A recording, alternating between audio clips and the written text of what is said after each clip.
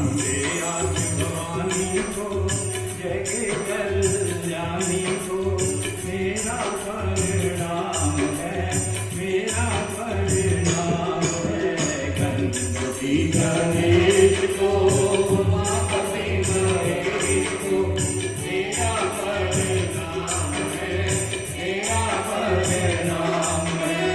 गणपति गणेश को, उमापति महेश को, मेरा परिणाम है, मेरा परिणाम है। गणपति गणेश को, उमापति महेश को, मेरा परिणाम है, मेरा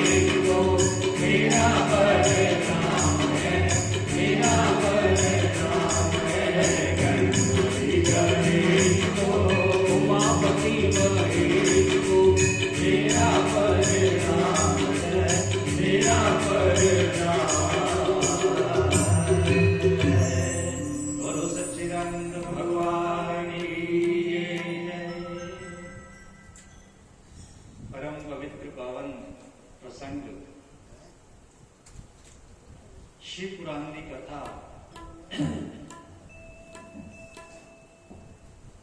बहुत सारे जन्मां दे पुण्य जदों साथ दिंदे है उस वेले शिव पुराण की कथा सुनने का मौका मिलता है। बहुत सारा आदमी के कोले धन इकट्ठा होंदा है, फिर अपना वो मकान, अपनी कोठी, अपने रहने वास्ते बंगला बनाता है। बहुत सारा धन होंदा है, अपनी फैक्ट्री होर कोई कारोबार उसनों बहुत उच्चा लेके जाता है। इस तरह के नाल जदों बहुत सारे पिछले जन्मां दे कोई चंगे कर्म साडे साथ दिंदे हैं, साडे ते परमात्मा की कृपा हुंदी है, फिर असी सत्संग दे विच आके बैठते हाँ और फिर असी सत्संग दे विच बैठ के शिव कथा मतलब कल्याण करने वाली कथा नूं सुनते हाँ। शिव कथा केड़ी है जिहड़ी साडा कल्याण करे, क्योंकि कल्याण करना ही अपना ये जीव दे अपने हथ दे विच है, अपने वस दे विच है। और परमात्मा तक जाना, ये साडा मेन मुख्य उद्देश्य है। इसनूं जिस आदमी ने पहचान लिया कि दुनिया दे विच बाकी दे काम इदां चलदे रहणगे, जदों मैं नहीं सी आया उस वेले ये दुनिया चल रही सी, मैं चला जावांगा, दुनिया ज्यों की त्यों चलती रहेगी। देखो आप रोजाना देखते किन्ने आदमी जन्मदे, किन्ने आदमी दुनिया छड्ड के चले जाते। संसार दे विच, समाज दे विच उन्हां दे नाल कोई फर्क नहीं पिया। किते नहीं होया कि अज दुनिया का कोई आदमी चला गया, दुनिया का सारा काम रुक गया होवे, कुछ नहीं रुकता।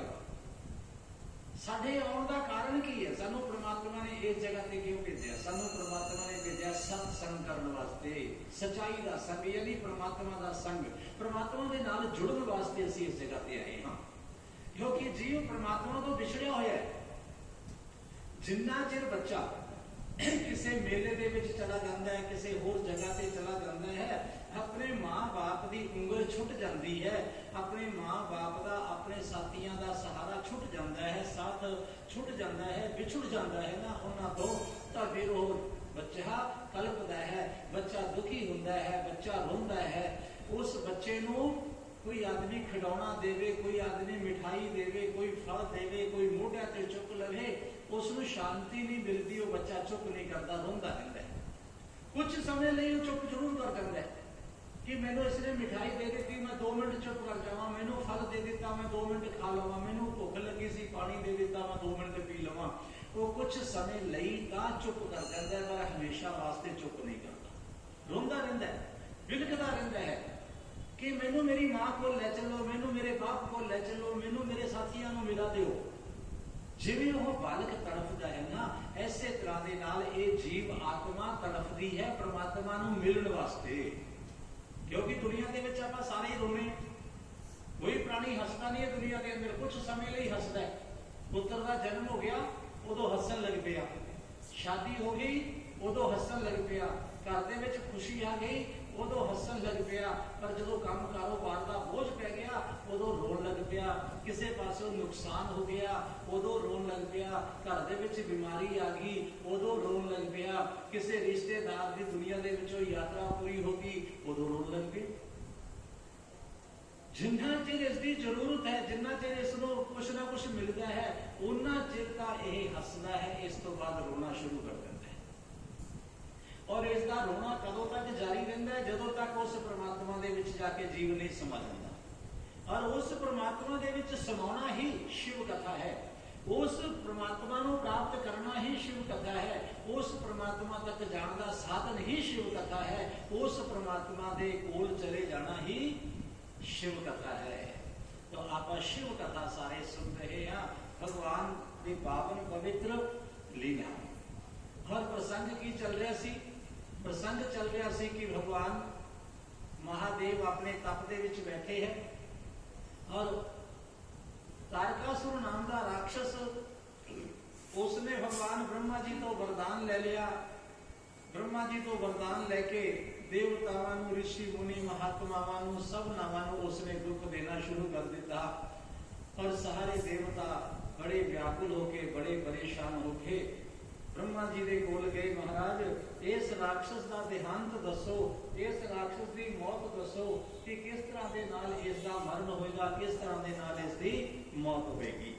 तो सारे जदों देवता, सारे ऋषि मुनि ब्रह्मा जी को पूछ रहे हैं, ब्रह्मा जी ने सबनावां आख्या कि इसने मेरे को तपस्या करके वरदान लिया है कि शिवजी महाराज के बेटे के हथों की मौत होगी।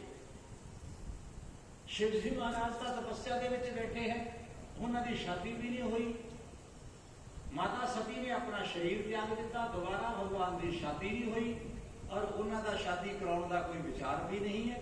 इसका मतलब इस राक्षस का अंत नहीं होगा।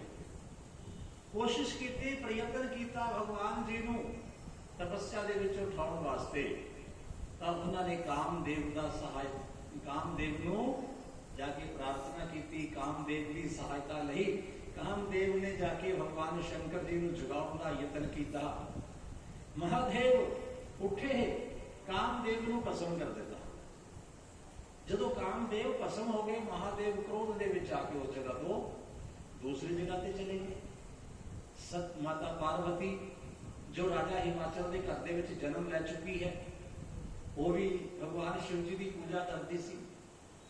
मन दे विच विचार आया कि केड़ी मेरे तो गलती हो गई, मैं तो शिव जी को पति बनाने के वास्ते तप कर रही सी, पूजा कर रही सी, पर महादेव ने तो कामदेव को जला दिता, हुण मैं की करा, कित्थे जावां। फिर गुरु की शरण दे विच नारद जी महाराज उस जगह पे आए। नारद जी ने कहा, ऐ देवी उमा, नवे शिवाय मंत्र का जाप करो, पहला दे नालों भी ज्यादा मेहनत करो। जिवें बच्चा एक बार क्लास दे विचों फेल हो जाता है, घर दे परिवार वाले, रिश्तेदार, मित्र, दोस्त, टीचर, वो सारे कहते भी तेरी मेहनत दे विच कोई कमी रह गई, असीहा के वालों कोई कमी नहीं छड़ी, तेरी मेहनत दे विच कोई कमी है, दोबारा फिर पेपर भर, दोबारा फिर मेहनत कर, अगे नालों ज्यादा मेहनत कर। तो वो बच्चा उत्साहित होके वो दोबारा ज्यादा मेहनत करता है। उस तरह के नाम माता पार्वती, उन्होंने भी दृढ़ निश्चय कर लिया कि हुण मेरे गुरु जी ने मैनू आज्ञा दी है और नवे शिवाय मंत्र का हुण मैं जाप अगे नालों भी ज्यादा निष्ठा के नाल, अगे नालों भी ज्यादा मैं लगन दे नाल, अगे नालों भी ज्यादा मेहनत दे नाल मैं कठिन तप करा। मां पार्वती तप दे विच रह गई, अपनी तपस्या कर रही है माता पार्वती। और माता पार्वती ने तप करते करते बहुत सारा समा व्यतीत किया। एक बार की होया, जिस वेले देखा कि महादेव का क्रोध थोड़ा जा शांत होया, तो कुछ देवतावां ने, कुछ ऋषि महात्मावां ने रति नूं नाल लिया। रति कौन सी? कामदेव जी की धर्म पत्नी। रति ने उस वेले भी भगवान दे के प्रार्थना की महाराज ने कि है भोलेनाथ, मेरा पति देवतावां दे कहण ते इस जगह ते आ गया, मेरे पति का कोई कसूर नहीं है, मेरे पति की कोई गलती नहीं, मेरा पति का देवतावां दे कहण ते तुहानू समाधि दे विचों उठाउण वास्ते आया सी। परमात्मा हुण दसो कि मेरे पति नूं तुसीं क्यों पसंद कीता? मैं अपने पति तो बिना किवें जीवांगी, किवें अपना जीवन व्यतीत करांगी? तो भगवान महादेव जी ने देवी रति नूं कहा कि हे रति, जिस वेले तेरा पति भस्म होया देवतावां दे कहण ते, तो एक राख दी पोटली वो सारी इकट्ठी कर ली सी, उसनूं अपने कोल रख लिया। जाओ तुसीं हुण जाके शंबर नगर दे विच वास करो, शंबर नगर दे विच जाके वास करो और उस जगह ते तुहाडा पति तुहानू प्राप्त होएगा। किस वेले प्राप्त होएगा? एक घटना किस वेले दी है? सतयुग दी। महाराज भोलेनाथ कह लगे कि जदों त्रेता युग खत्म हो जाएगा, द्वापर युग खत्म होने वाला होएगा, उस वेले भगवान श्री कृष्ण अवतार लेके होंगे और कृष्ण जी के घर के अंदर जेड़ा सब तो पहले पोतरा होएगा प्रद्युम्न, उसका वो थोड़ा पति कामदेव उस जगह से प्रगट होएगा प्रद्युम्न के रूप दे विच। और उन्नी देर तक तुसी उस जगह पे पहुंच के और अपना जीवन व्यतीत करो। रति उस जगह तो चली, शंभरासुर दी नगरी दे विच आई और शंभरासुर दी नगरी दे विच आके उसने अपना जीवन व्यतीत करना शुरू कर दिता। इधरों की होया, भगवान शंकर जी अपने भगवान कृष्ण जी के घर दे विच सूत जी दस रहे कि ऋषियों जिस वेले संतान पैदा होने वाली सी, संतान पैदा होने के बाद सब विचार कर रहे हैं कि संतान किस तरह की पैदा होएगी।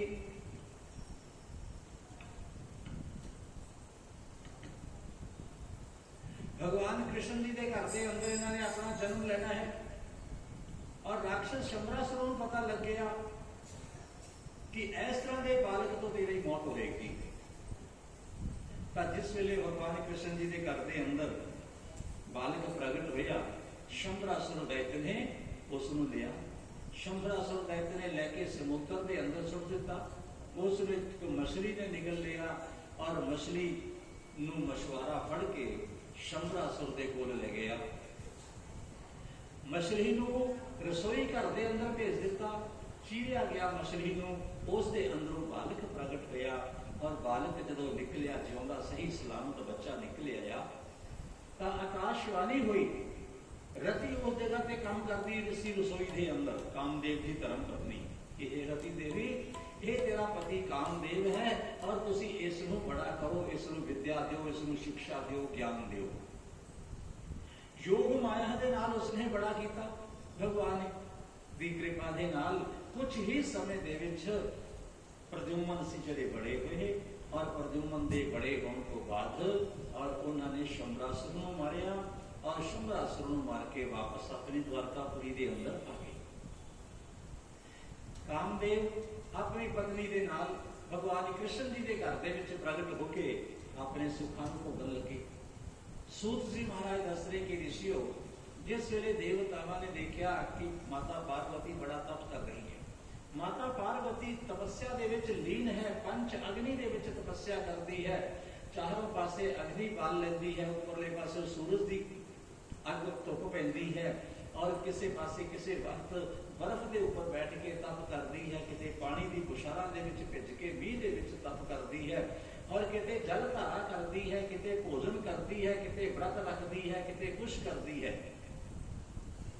तरह तरह के नाल उसने भगवान की उपासना शुरू की थी और इना ज्यादा तप, इना ज्यादा सिमरन, इना ज्यादा प्रभाव तपस्या का हो गया कि उन्होंने तपस्या की चर्चा, उन्होंने तपस्या का प्रभाव माता पार्वती के पूजन का, पाठ का, जप का, तप का जिहड़ा असर सी ना, ये वैकुंठ लोक तक चलिया गया।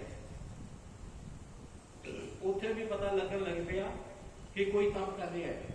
ब्रह्म लोक के अंदर तपस्या की आभा चली गई। तपस्या का ब्रह्म लोक तक जदों अपने प्रकाश पहुंचा, ब्रह्मा जी, सारे देवता, भगवान नारायण विचार कर रहे हैं कि एक तप कौन, देवी पार्वती तप कर रही है।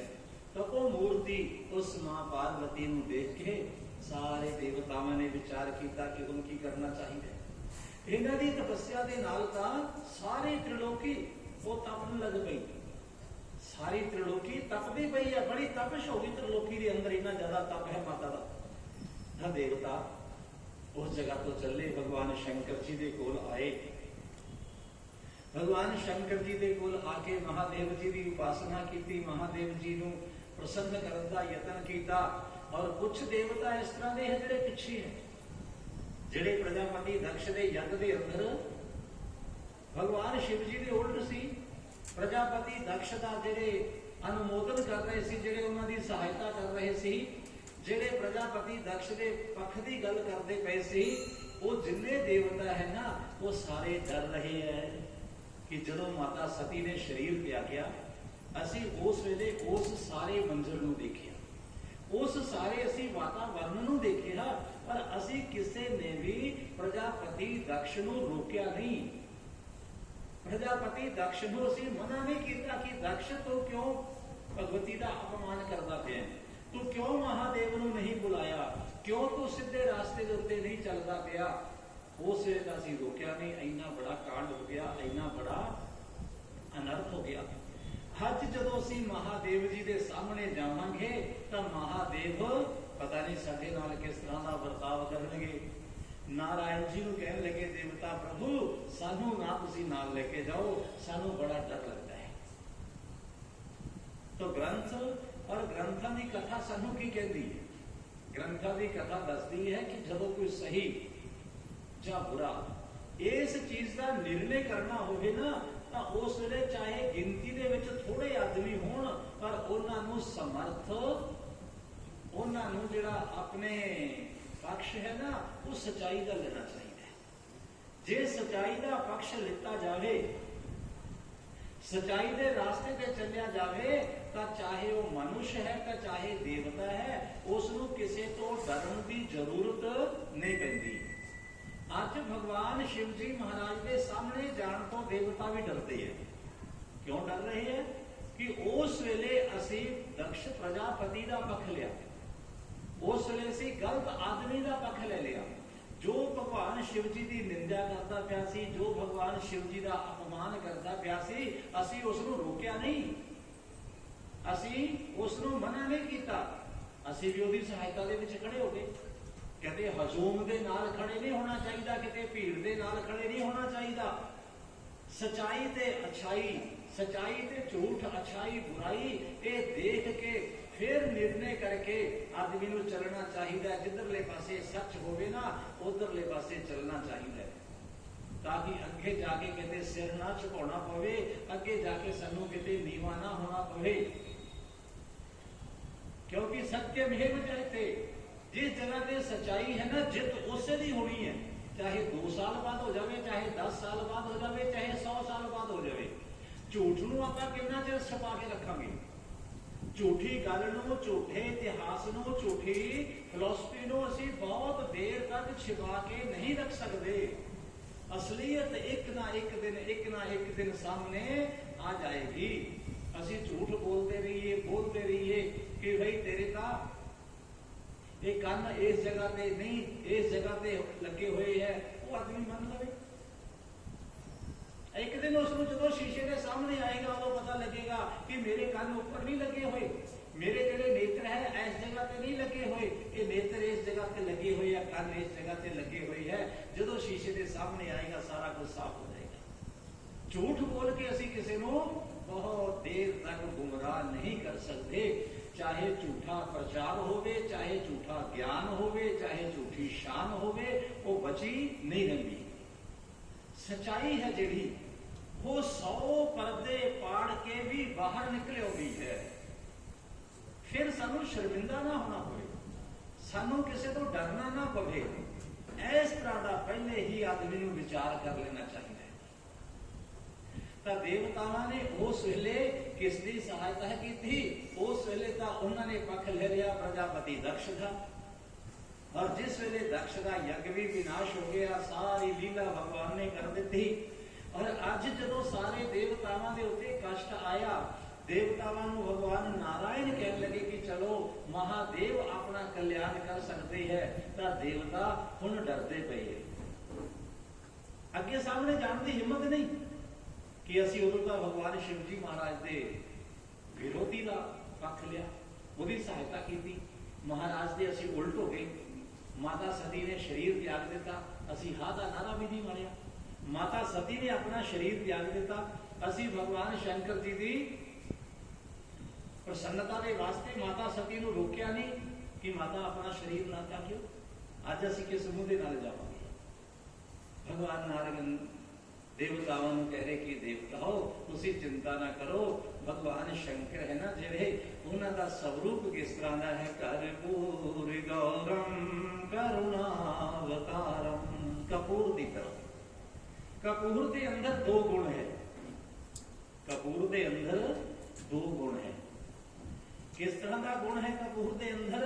एक तो सफेद है, बिल्कुल सफेद हुंदा है, और दूसरा उसके अंदर की है ठंडक है। तो भगवान शंकर कपूर की तरह है। कपूर वांगू उन्होंने रंग भी बड़ा गोरा है, रंग भी उन्होंने बड़ा साफ है, और इस तो बाद अंदर उन्होंने शांति भी है, अंदर उन्होंने ठंडक भी है। कर्पूर गौरम करुणावतारम। करुणा के अवतार है, करुणा बरस रही है करुणा भरी निगाह से। तो परमात्मा करुणा के सागर है, वो प्रेम के सागर है। उन्होंने कण कण दे विचों, उन्होंने रोम रोम दे विचों प्रेम की गंगा बहती है। उन्होंने अंदरों प्रेम के झरने निकलते हैं, उन्होंने अंदरों का प्रेम का फुआरे निकलते हैं। शर्त इस चीज की है कि कोई उस प्रेम को पहचानने वाला होवे, उस प्रेम के अंदर कोई बैठने वाला होवे, उस प्रेम का कोई आनंद लैने वाला होवे। क्यों कि जदों फुल दे विचों सुगंधी निकलती है ना, ये तो साडे उत्ते निर्भर करता है कि असी फुल दे कोल बैठ के किन्नी क सुगंधी लेने। फुल्लां दे बगीचे दे विच असी किन्ना चिर रह सकते हैं। जिन्ना चिर असी बगीचे दे विच रहांगे उन्ना चिर सानू फुल्लां दी तरह तरह की सुगंधी आएगी। जदों असी बगीचे दे विचों चले जावांगे, जिद्दां दी जगह ते चला जावांगे, उस तरह की सुगंधी दुर्गंधी आएगी। लेकिन बगीचे दे विचों हर समय सुगंधी निकलती है, बगीचे दे विचों किते दुर्गंधी नहीं निकलती। फुल दे विचों हमेशा अच्छी सुगंध आउंदी है, फुल्लां दे विचों किते दुर्गंधी नहीं आया करती। भगवान की है प्रेम दे, कृपा दे, दया दे, करुणा दे सागर है भगवान। तो किसी ने लिखा ना कि तू प्यार का सागर है, तेरी एक बूंद के प्यासे हम। परमात्मा समुद्र है प्यार का। जिन्ना कसी उसके नजदीक जावांगे, जिन्ना कसी उसके विच गहरे उतरांगे, तां उन्ना ही असीं ਉਹਦੇ ਵਿੱਚ ਉਹਦਾ आनंद ਲੈ ਪਾਵਾਂਗੇ। परमात्मा के नजदीक जिन्ने जावांगे उन्नी क परमात्मा की कृपा होएगी। असीं किसी आदमी के जिन्ना क नेड़े जाने उन्ना क असीं उस तो प्रेम लेने हाँ, उन्ना क असीं उस तो प्यार लेने हाँ, उन्ना क असीं उस तो सत्कार लेने हाँ। सारिया चीज़ां उन्नियां ज्यादा सानूं मिलदियां जिन्ना ज्यादा असीं किसी आदमी के नेड़े हुंदे हां। तो जे असीं परमात्मा के नेड़े होवांगे, दुनिया वाले जो सानूं खुश कर सकते हैं, तो दुनिया का रखवाला, दुनिया का बनाने वाला, दुनिया की पालना करने वाला जे असीं किते उहदे नजदीक हो जाइए, उहदी भगती कर लईए, तो किस चीज की कमी रहेगी? किसी चीज की कमी नहीं रहेगी। अकबर बीरबल की आपां कहानियां सुनते हैं, किस्से सुनते हैं कि अकबर ते बीरबल की जोड़ी, राजे ते वजीर की जोड़ी संसार दे विच सारे लोग जानते। जिस वेले आया ना बीरबल का अंतिम समा, तो बीरबल उसले कहते कि रोन लग पिया। बीरबल रोन लग पिया। लोगों ने पूछा, कुछ जेडे नजदीकी सीखे कि बीरबल तू इन्ना ज्यादा बुद्धिमान, तू इन्ना ज्यादा होशियार, हाजिर जवाब, राजा तेरे तो पूछे बिना कोई काम नहीं करता।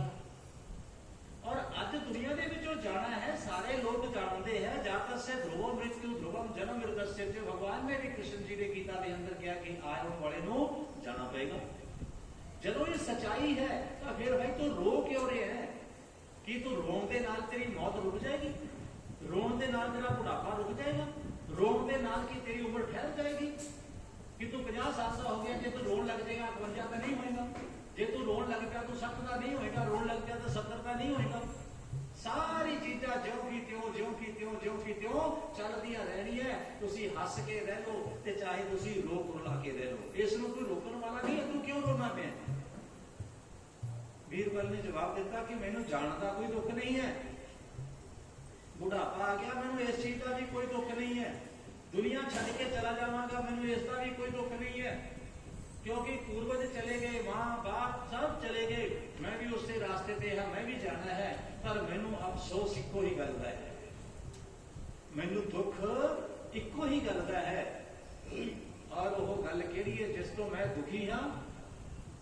कि मैनू परमात्मा ने बुद्धि दी, मैनू परमात्मा ने बड़ा दिमाग दिता। उस दिमाग नू, उस बुद्धि नू मैं एक मरन वाले राजा की खुशामद दे विच ला दिता। उस राजा नू खुश करने वास्ते मैं अपना सारा ज्ञान ला दिता। उस राजा नू खुश करने वास्ते मैं अपनी सारी उम्र बतीत कर दी। और राजा तो जो कुछ मैनू मिले वो सारा इत्थे रह जाना है। जे किते मैं दुनिया नू बनाउण वाले दी पूजा करदा, इस बुद्धि नू मैं परमात्मा दे नाल जोड़ दिंदा, जे मैं किते इस बुद्धि दे नाल उस परमात्मा नू खुश करन दा यतन करदा, तां अज मेरा जन्म सुधर जांदा। किस वेले प्राणी नू याद आउंदी है? जदों उस दे अंदर किते परमात्मा दी कृपा दी किरण आउंदी, जदों किते अपने सच्चे मन दे नाल सोचदा है मैनू होर कोई पश्चाताप नहीं, मैनू एक कोई पछतावा है कि मैं अपनी बुद्धि, अपना ज्ञान, अपनी उम्र, अपना सारा कुछ उस राजा दे अर्पण कर दिता जिहड़ा मैनू बचा नहीं सकता।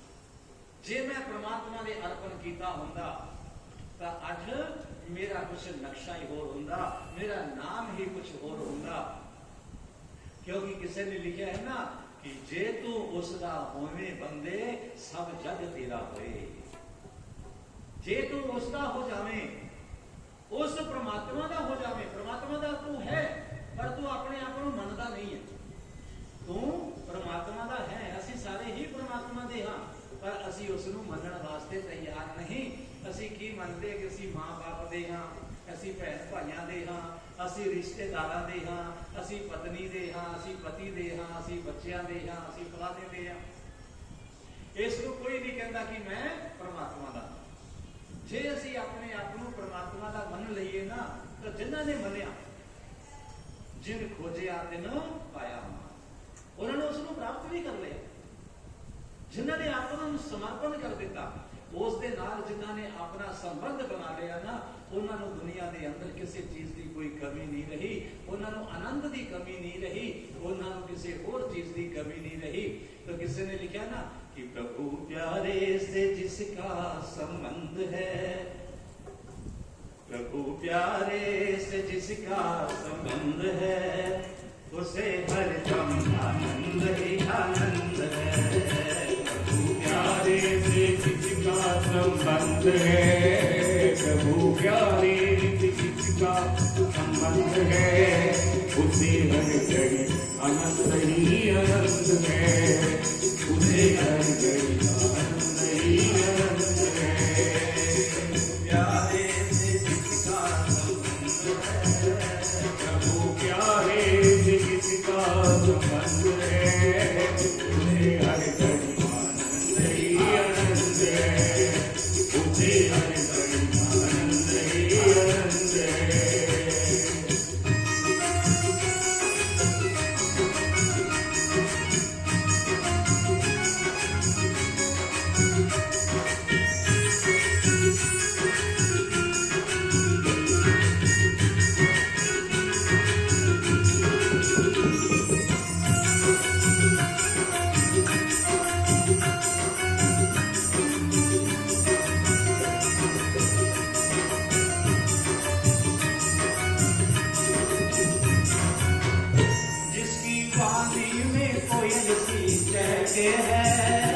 जिसकी वाणी में कोयल सी चहक है, जिसकी वाणी में कोयल सी चहक है, जिसकी वाणी में कोयल सी चहक है, जिसकी करनी में फूलों सी महक है, जिसकी करनी में फूलों सी महक है। प्रेम ममता की जिसने सुगंध है, उसे हर घड़ी आनंद ही आनंद है। प्रभु प्यारे से जिसका संबंध है, उसे हरदम आनंद ही आनंद है।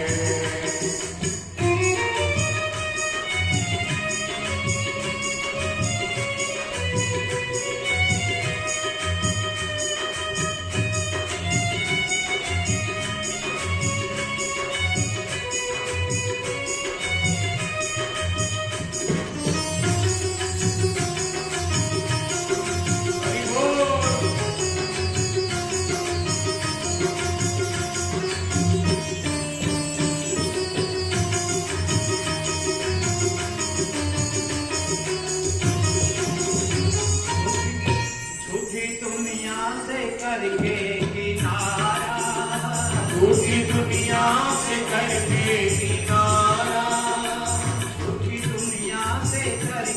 किनारा, झूठी दुनिया से करके किनारा, लेके सच्चे प्रभु का सहारा, लेके सच्चे प्रभु का सहारा, लेके सच्चे प्रभु का सहारा, लेके सच्चे प्रभु का सहारा।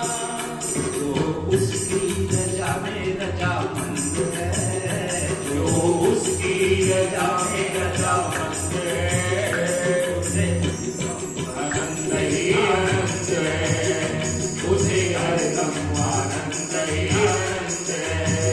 प्रभु प्यारे से जिसका संबंध है, प्रभु प्यारे से जिसका संबंध है, उसे हरदम आनंद ही आनंद है, उसे हर घड़ी आनंद ही आनंद है, उसे हरदम आनंद ही आनंद है। उस दे नाल जदों जीव का संबंध जुड़ जाता है तो उसनों किसी पासे दुख नहीं होता। और अज देवतावां ने संबंध कुछ समय लिए तोड़ लिया। क्यों? उन्होंने अच्छाई का साथ नहीं दिता, बुराई का साथ दे दिता। राजा प्रजापति दक्ष का साथ दे दिता, मां सती का साथ नहीं दिता, भगवान शंकर जी के हक दे विच खड़े नहीं होए। और अज जदों जरूरत पई, जदों दुख आ गया, राक्षस ने तंग करना शुरू कर दिता, जगह जगह पे भटक रहे हैं और अज भगवान के सामने जान तो कतराउंदे है कि की मुंह लेके जाऊंगी। नारायण ने कह लगे चिंता ना, चलो मेरे नाल। सब देवता गए, जाके भगवान शंकर जी को प्रणाम किया। नमः शंभवाय च मयो भवाय च, नमः शंकराय च महेश्वराय च, नमः शिवाय च शिवतराय च, शिवाय नमो नमः। हे करुणा सागर, हे करुणा के अवतार, तो बार बार नमन है। प्रभु ਨੂੰ नमस्कार किया, देवतावां ਨੂੰ आए हुए देखा, भगवान ने बिठाया, आसन दिता और पूछा देवताओ अज सारे जाने किस तरह के नाल तुसी आए हो। तो सब देवता कहने लगे प्रभु साडे आउण दा इक्को ही एक कारण है। क्यों, की कारण है? महाराज असीं स्वार्थी हाँ, देवता भी स्वार्थी है। बिना स्वार्थ तो देवता भी किते परमात्मा के कोल नहीं जाते। आदमियों का तो कहना की है, जदों शुभ निशुभ ने तंग किया, भगवती की शरण दे विच चले गए। मधु कैटम ने तंग किया, नारायण जी की शरण के अंदर चले गए, उन्होंने भी भगवती देखे प्रार्थना की। महिषासुर ने तंग किया, फिर भगवती की शरण के अंदर चले गए। कंस ने तंग किया, नारायण जी की शरण के अंदर चले गए। तारकासुर राक्षस ने तंग किया, सारे किस जगह पे चले गए? आज भगवान महादेव जी के चरणों के विच चले गए। क्योंकि दुख में सिमरन सब करे और सुख में करे न कोई, जो सुख में सिमरन करे तो दुख काहे को होई। असी परमात्मा नूं कदों याद करते हाँ जिस वेले साडे उत्ते दुखां दी इन्नी क ज्यादा नेरी आ जाती कि सानूं दिसना बंद हो जाता, अखां बंद हो जाती है। माड़ी मोटी हवा नूं असीं कुछ नहीं जगाउंदे, थोड़े मोटे पानी नूं असीं कुछ नहीं गौलते। जिस वेले देखते कि हुण डुब्बण लगे है ना, फिर असीं कहने कि गिरधारी साडी बाह पकड़ो, परमात्मा सानूं बचाओ। जे असीं पहला तो ही परमात्मा का सिमरन कर लईए तो दुख आउंदा ही नहीं। देवता सिर्फ ते सिर्फ भोगां दे विच लगे होए आ, सुखां नूं भोगदे पए, याद चेते नहीं हुंदागा।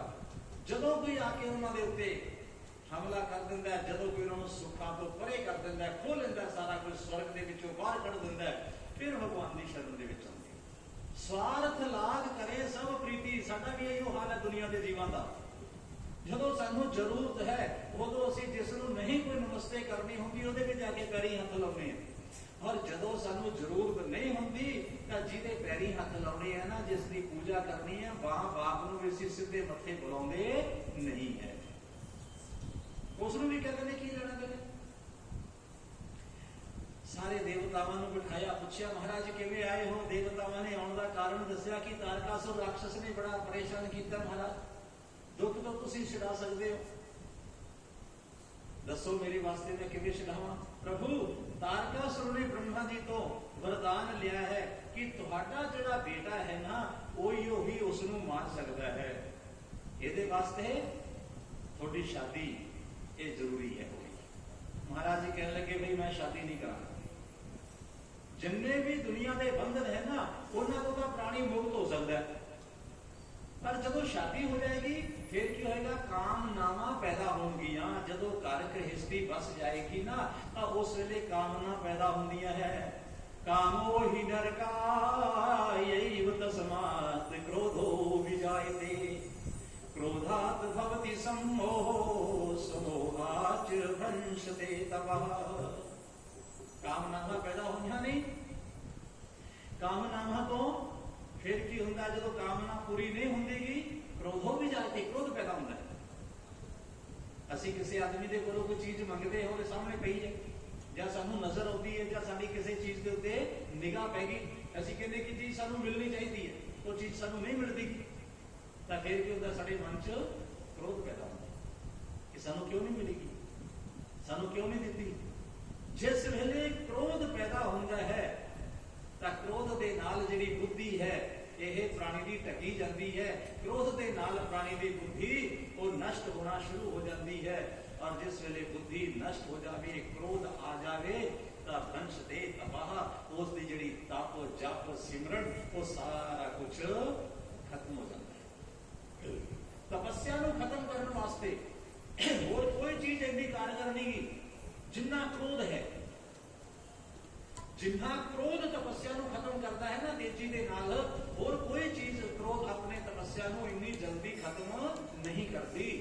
तब भगवान कह रहे कि देखो कामनावां मेरे अंदर पैदा होणगियां, कामनावां मेरियां पूरियां नहीं होणगियां, फिर मेरे मन के अंदर क्रोध बढ़ेगा। क्रोध बढ़न दे नाल ही फिर मेरा जिहड़ा तप है, मेरा जप है, मेरा सिमरन है, मेरी ये जो कुछ सारी समाधि, ये सब चीज़ां खत्म हो जाणगियां। इन्हां सब चीज़ों को सुरक्षित रखने वास्ते, अपने तप को सुरक्षित रखने वास्ते जरूरी है कि मैं शादी तो दूर रहा। काम क्रोधो परित्यज्यो भवति सुरसत्तम सर्वैरेव च मंतव्यम तद्वाक्युना तावत्।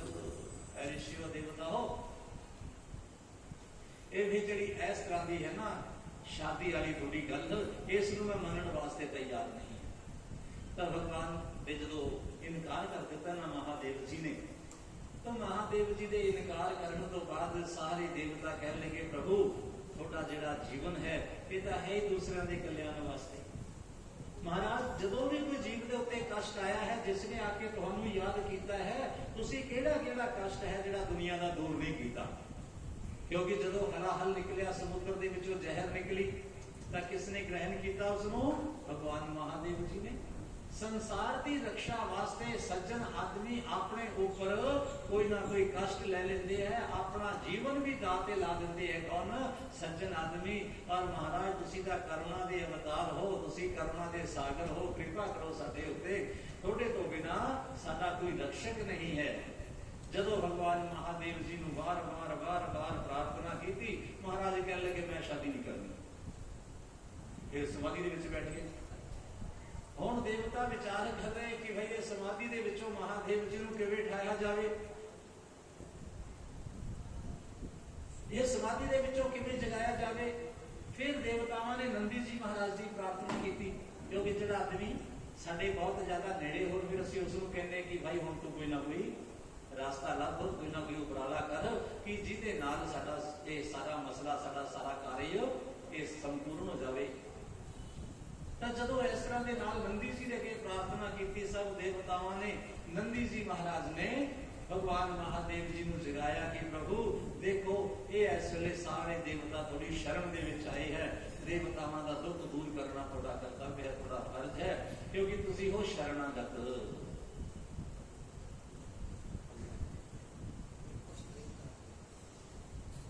शरणागत, शरणागत वत्सो।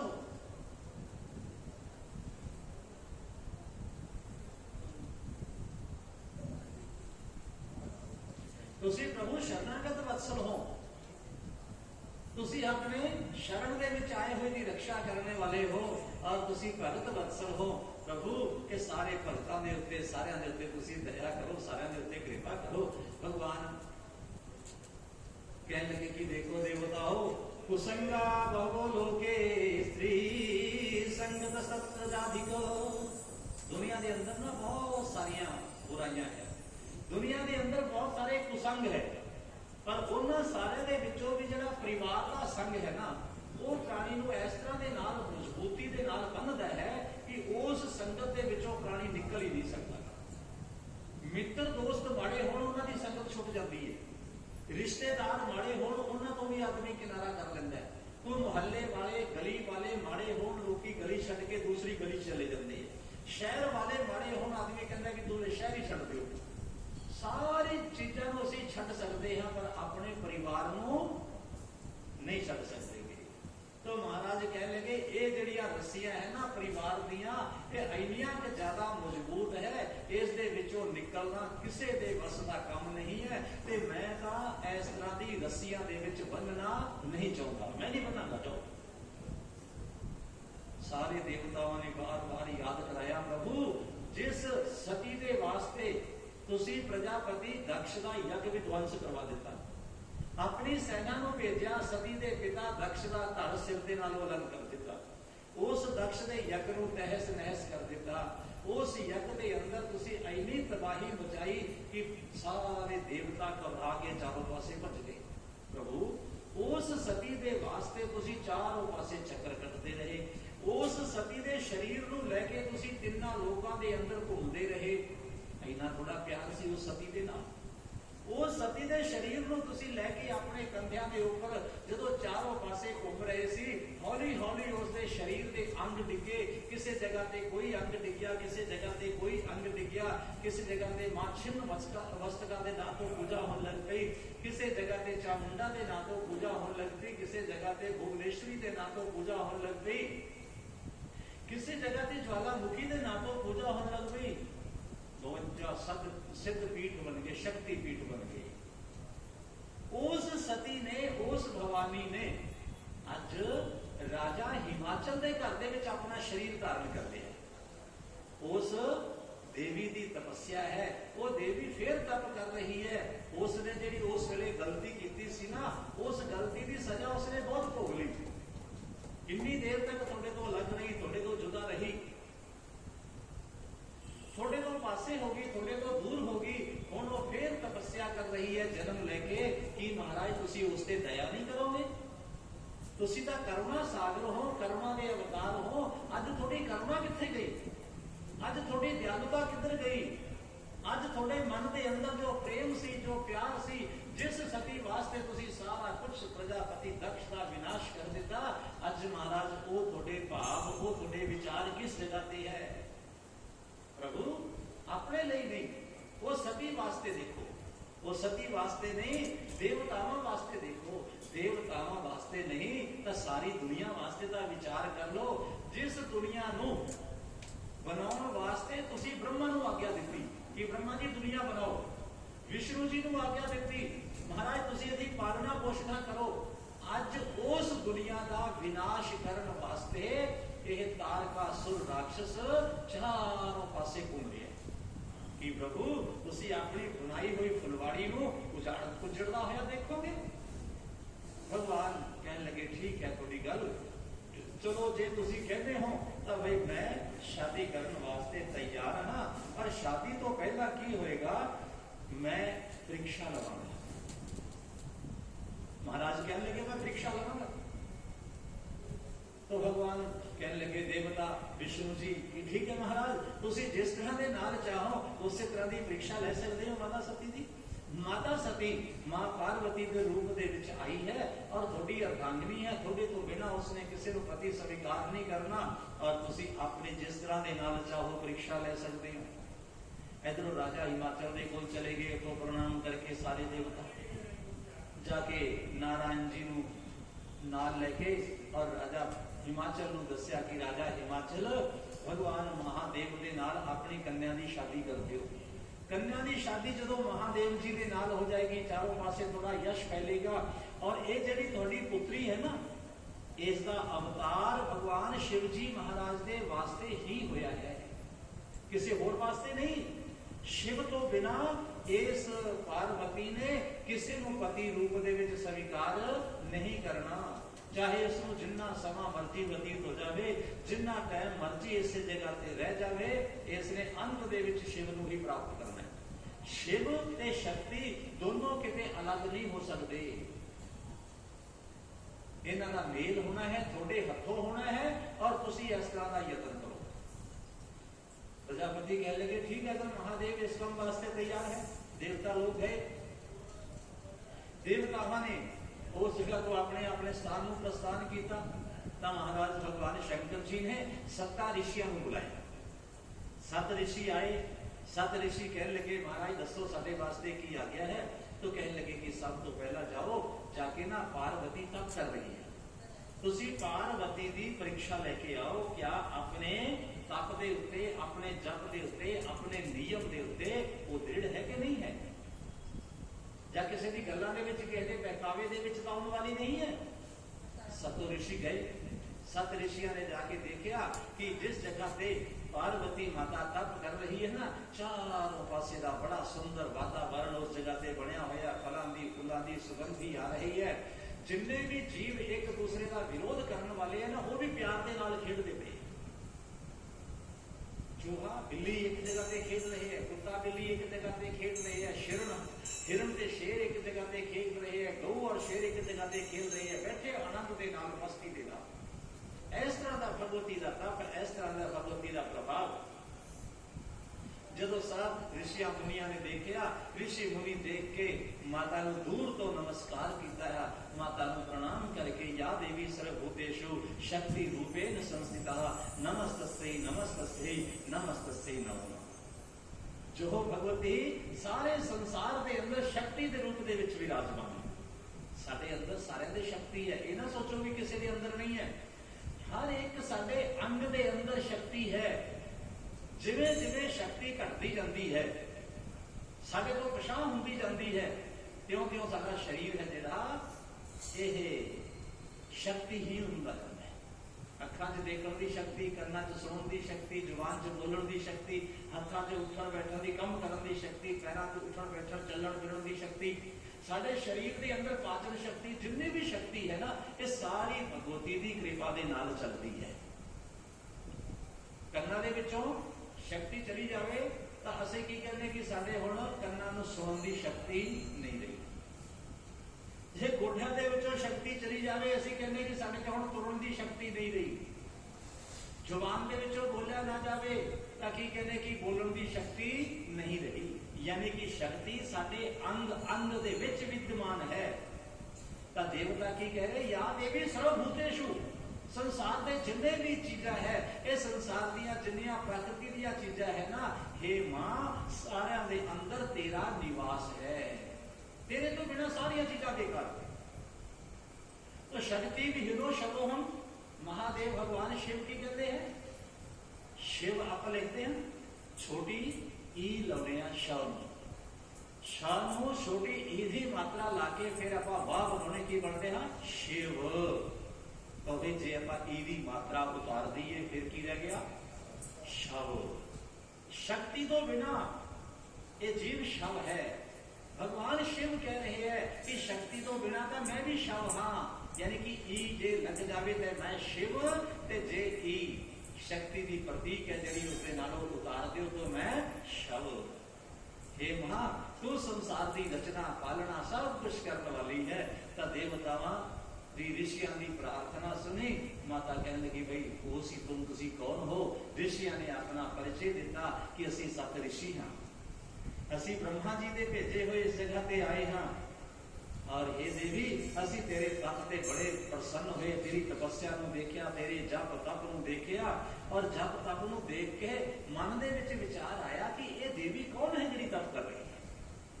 फिर सानू पता लग्या कि तू राजा हिमाचल की बेटी है हिमाचल पुत्री। हे गौरी, ये दस तो तप किहदे वास्ते कर रही है, क्यों कर रही है। हिमाचल कन्या मां कहने लगी, ऋषियों मैं तुम अपने मन का मनोरथ दसा, क्योंकि तुसी ऋषि हो। ऋषियों तो संतां तो किते कोई गल छुपानी नहीं चाहिए, कोई लुकानी नहीं चाहिए कि सज्जना दुनिया तो तुसी सज्जन हो। और मैं तप कर रही हाँ, क्यों कर रही हाँ, मैं शिव नूं पति रूप दे विच प्राप्त करना है। 7 दे 7 ऋषि हसन लगे पे, कहने लगे देवी इस तरह के नाल लगता है कि तेरी जी मति है ना, तेरी जी बुद्धि है भ्रमित हो गई, तू किसी मोह जाल दे विच फस गई। क्यों, तो शिव जी नूं पति प्राप्त होना है। देखो दे कोई रहन का सहन का उठन का बैठन का कोई तौर नहीं है, कोई तरीका नहीं है, कोई मां नहीं, बाप नहीं, भैन नहीं, भरा नहीं, किहदे नाल तू शादी करने के बारे सोचा। ये तेनों किसने लै के दी। इन्ना ज्यादा तप, इन्ना ज्यादा सिमरन करती पई है, दिन रात तो एक कर दिता, तेनों तेरे शरीर की सुध नहीं है। ये जेडे तेरे सुंदर सोहने घुंघराले वाल उन्होंने भी जटा बन गई, शरीर के उत्ते भस्म रमा के बैठी है। कि तू जोगियां वाला वेश बना लिया, तू एक जोगियां की तरह अपना जीवन व्यतीत कर रही है। ऐ देवी, ये सानू लगता है कि तेनू किसी गलत आदमी ने सलाह दे दी। कहने लगी नहीं, मैनू गलत आदमी ने किसी ने सलाह नहीं दी थी, मेरे गुरुदेव ने मैनू आज्ञा दी है कि शिव नूं पति प्राप्त करना है। कहने लगे तेरे गुरुदेव कौन है। माता पार्वती कह रही कि मेरे गुरु है देव ऋषि नारद। ऋषि होर भी ताड़ियां मार के हसन लग पे, कहने देखो ये भी नारद जी के चुंगल दे विच फस गई देवी, ये भी नारद जी के चक्कर दे विच फस गई। नारद जी का अज तक जिहदे जिहदे नाल भी उन्होंने संबंध बनाया ना अपना गुरु चेले का, उसका घर नहीं बसन दिता, उसका घर बसन नहीं दिता नारद ने। तो देवी इस तरह के नाल लगता है कि नारद हुण तैनू भी उजाड़ देगा। क्यों?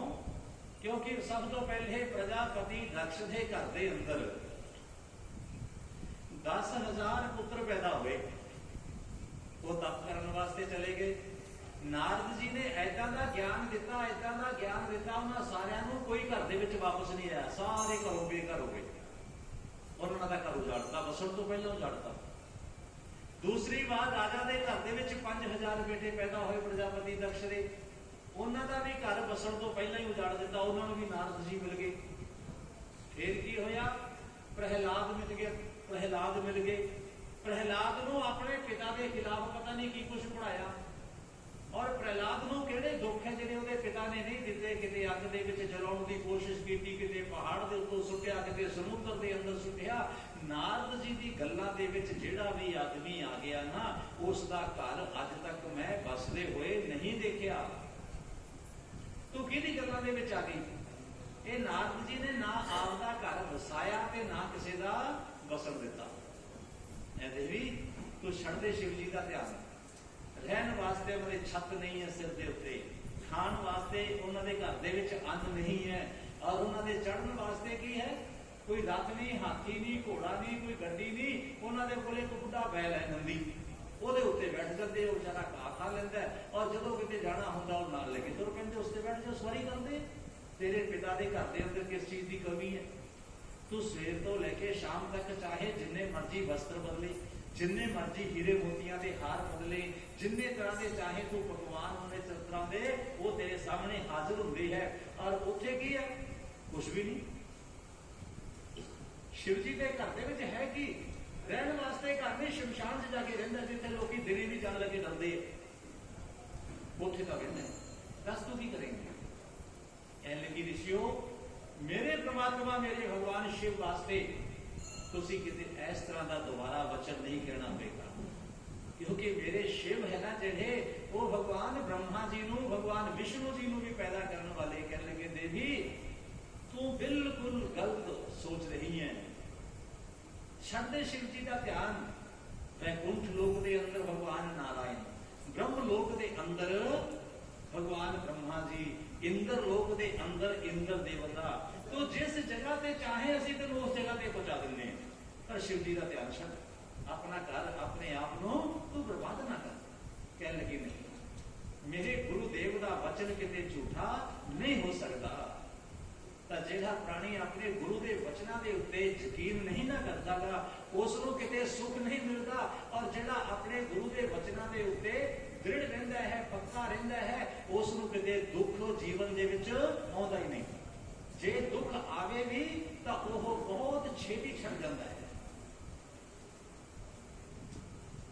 गुरु के वचनों के उत्ते गौर करना, गुरु के वचनों के उत्ते चलना, और गुरु भी किस तरह का होवे? स्वार्थी गुरु ना होवे कि अपने स्वार्थ वास्ते। इस तरह के मेरे गुरुदेव है जिन्हों का अपना कोई स्वार्थ नहीं है, और उन्होंने मैनू शिव नाम की दीक्षा दी है। मैनू शिव जी के नाम का उन्होंने नाम का सिमरन दसिया है, और मेरे गुरुदेव है देव ऋषि नारद। नारद जी तो उत्ते होर कोई गुरु नहीं है। मैनू अपने गुरु के वचनों के उत्ते यकीन है। जिस प्राणी को अपने गुरु वचनों के उत्ते यकीन है ना, तो वह प्राणी किते डावाडोल नहीं होता। गुरु जो कुछ कह देवे उसके उत्ते जिहड़ा चलण वाला प्राणी है, उसके जीवन के विच किते दुख नहीं आउंदा गा। सब तो पहले रामायण के अंदर भी ये कुछ आउंदा है, जगता पितरों वंदे पार्वती परमेश्वर। रामायण के अंदर वंदे वाणी भी ना, तो भवानी शंकरों वंदे, वो भी भवानी उन्होंने वंदना करते है। स्वामी तुलसीदास जी शंकर महाराज की वंदना करते हैं, और गुरु उन्होंने वंदना करते हैं। ये तिना जने की वंदना क्यों की गई? भगवान गणेश जी की वंदना तो बाद करते, मां सरस्वती की वंदना बाद करते हैं, गुरु की वंदना पहले करते हैं, महादेव जी की वंदना पहले करते, भवानी की वंदना पहला करते हैं। क्यों करते हैं? ये सारे प्रतीक है, आस्था के प्रतीक है कि जिवें शिव और शक्ति एक दूसरे तो जुदा नहीं हो सकते।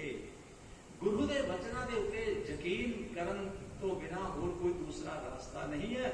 गुरु के वचनों के उत्ते यकीन करोगे तो परमात्मा सामने आ जाएंगे।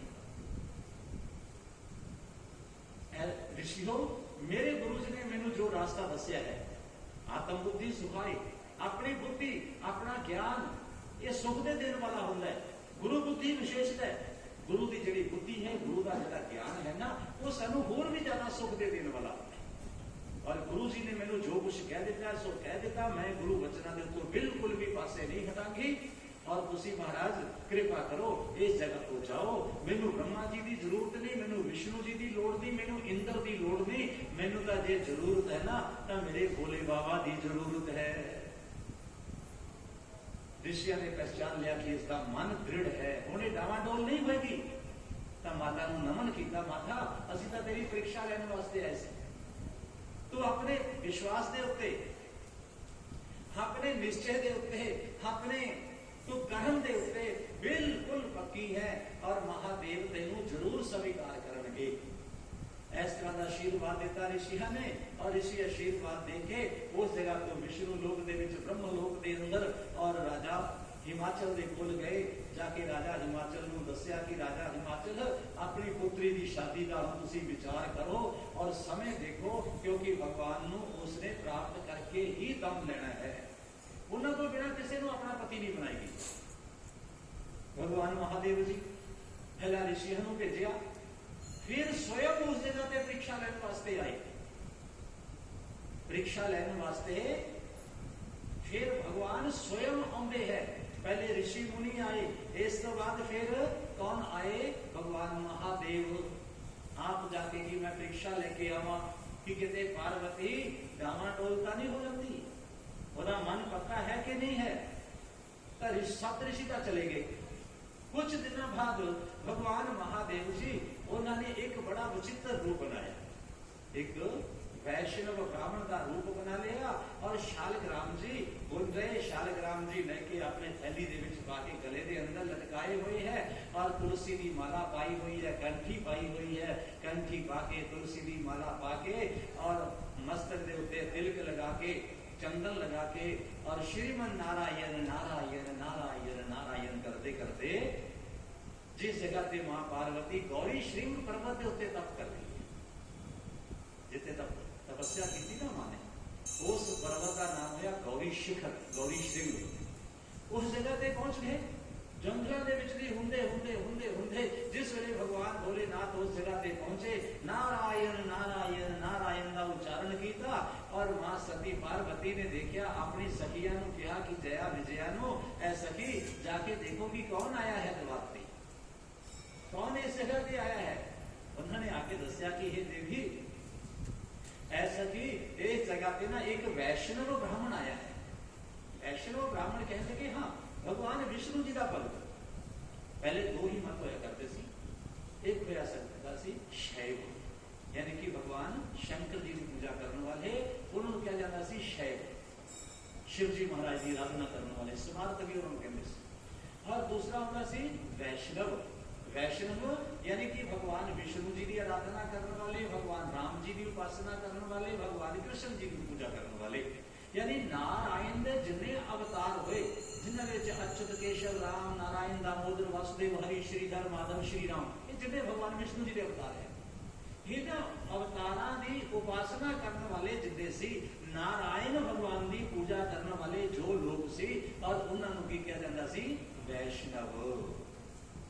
और जिन्हें भगवान शिव जी की उपासना करने वाले सी, किसी भी रूप के विच करते सी, भैरव जी के रूप के विच करते सी, सत्योजात के रूप के विच करते सी, जटाधारी के रूप के विच करते सी, ईशान के रूप के विच करते सी, महादेव के रूप के विच करते सी, त्र्यंबक के रूप के विच करते सी, शिव के रूप के विच भगवान की उपासना करते सी ना महादेव जी की, उन्होंने कहना नहीं शैव या समाज। तब माता पार्वती ने पूछा कि कौन आया है? कहले जो वैष्णव ब्राह्मण है, अंदर बुलाओ। अपनी जिस जगह पे माता ने वेदी बनाई हुई है, जिस जगह पे मां बैठ के तप कर रही है ना, हर रोज उस जगह पे बुलाया।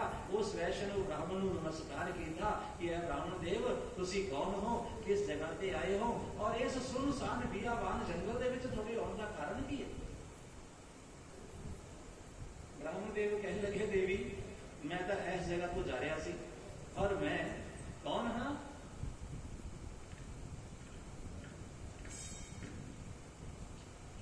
मैं एक वृद्ध और वैष्णव ब्राह्मण हाँ, पवित्र मेरे विचार है और मैं संसार दे भले वास्ते संसार दे कल्याण वास्ते चारों पासे भ्रमण करता। मेरी किसी तरह की कोई इच्छा नहीं है, मैं हरदम संतुष्ट रहने वाला हाँ, लोगों का भला करना ये मेरा उद्देश्य है। तो महाराज इस जगह पे क्यों नहीं आए? कहने लगे इस जगह पे ना तेरी तपस्या का चर्चा हो रहा सी चारों पास।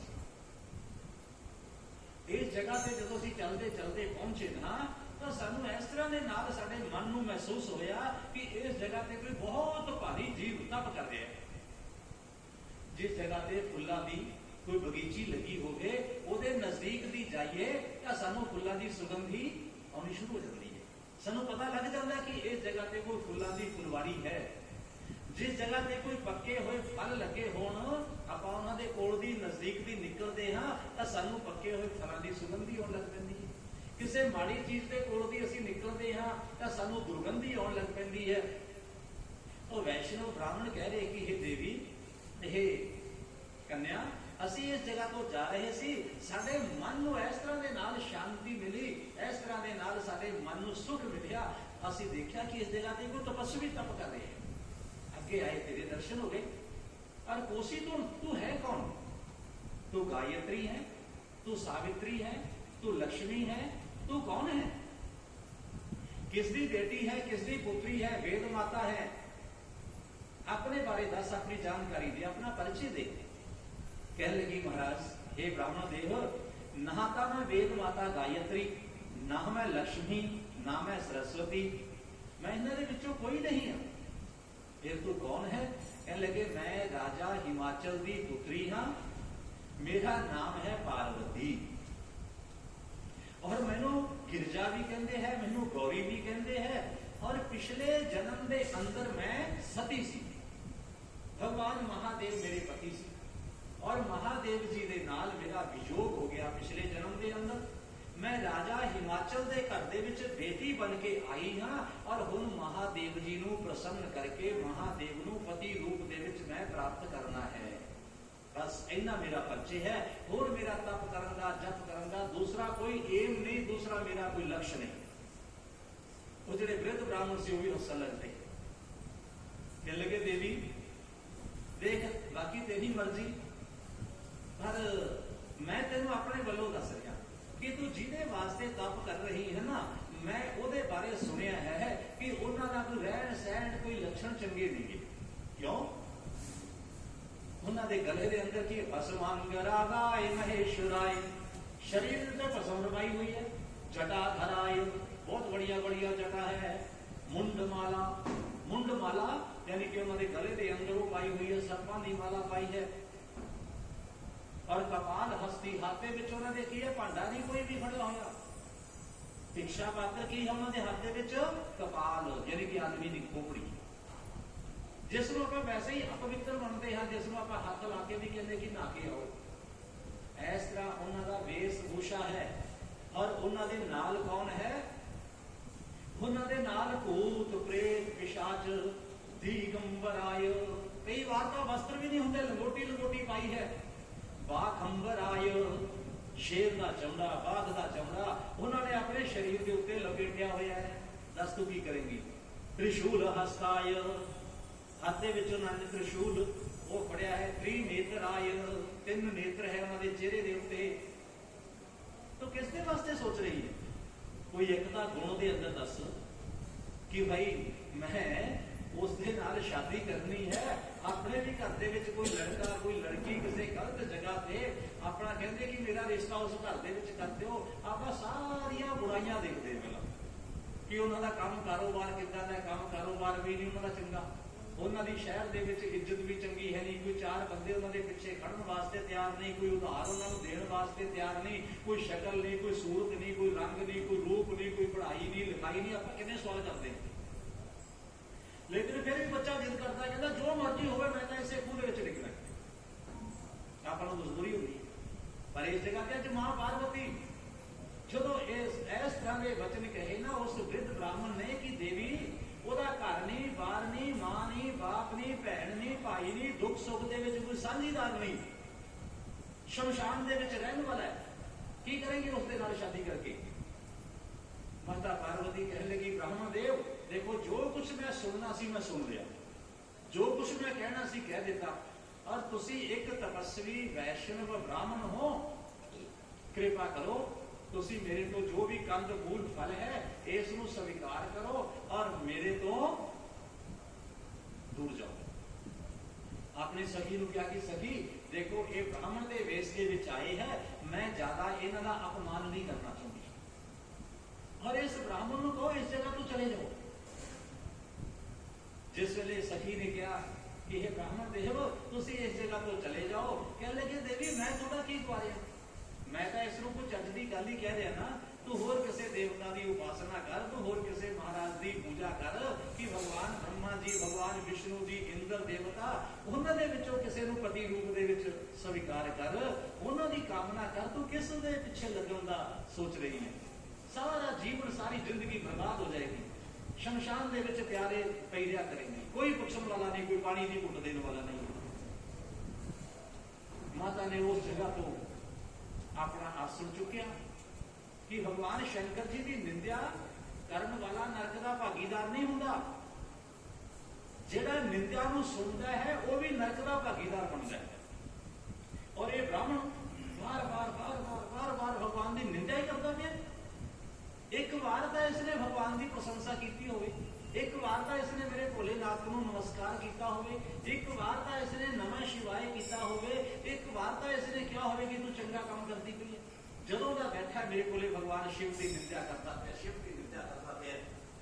ਮੈਂ ਇਸ ਦੇ ਕੋਲ ਹੁਣ ਬੈਠਣਾ ਵੀ, ਇਸ ਦੇ ਕੋਲ ਮੈਂ ਰਹਿਣਾ ਵੀ, ਇਸ ਦੇ ਕੋਲ ਮੈਂ ਹੁਣ ਖੜੇ ਹੋਣਾ ਵੀ ਪਸੰਦ ਨਹੀਂ ਕਰਦੀ। ਮਾਤਾ ਨੇ ਉਸ ਜਗ੍ਹਾ ਤੋਂ ਆਪਣਾ ਆਸਣ ਚੁੱਕਿਆ, ਦੂਸਰੀ ਜਗ੍ਹਾ ਤੇ ਚਲੀ ਗਈ। दूसरी जगह पे फिर वो ब्राह्मण देवता उस जगह पे आ गए, देवी तू की कर रही है? मां ने देखा कि बड़े खड़ा नहीं छड़ता, ना इसनों मैं कुछ कह सकती हाँ, ना इसनों मैं कोई दुदकार सकती हाँ, ना इसनों फटकार सकती हाँ, तो हुण भाई अपने आप को मैं सजा दे सकती हूँ, और कुछ नहीं मेरे को। माता ने उस जगह पे सुखियां लकड़ियां इकट्ठियां कर ली। जिस वेले सुखियां लकड़ियां इकट्ठियां कर लिया ना माता ने, उन्हां लकड़ियां दे अंदर अग्नि प्रज्वलित कर दी। आप माता पार्वती उस अग दे विच बैठ गई। जिस वेले माता पार्वती अग्नि के अंदर बैठी, जिन्नियां लकड़ियां सी सारियां लंबी लंबी लपटां दे नाल जल के राख हो गई, लेकिन पार्वती माता दे शरीर नूं कोई आंच भी नहीं आई।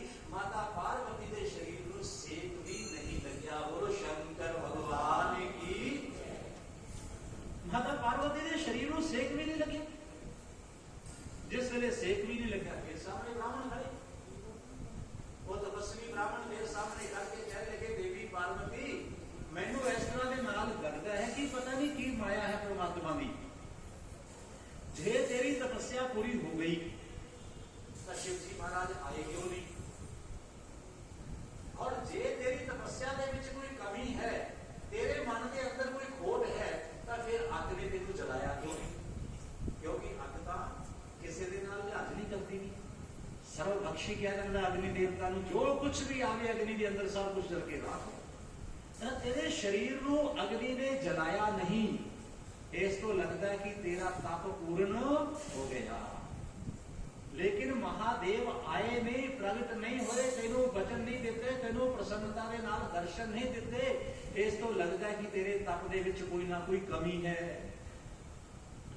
जिस वेले माता पार्वती कह लगी तो हजे भी मेरा पीछा नहीं छड़ता, जदों माता पार्वती गुस्से दे विच आके उस जगह तो जान लगी ना, तो उस ब्राह्मण ने माता पार्वती का बाजू पकड़ लिया।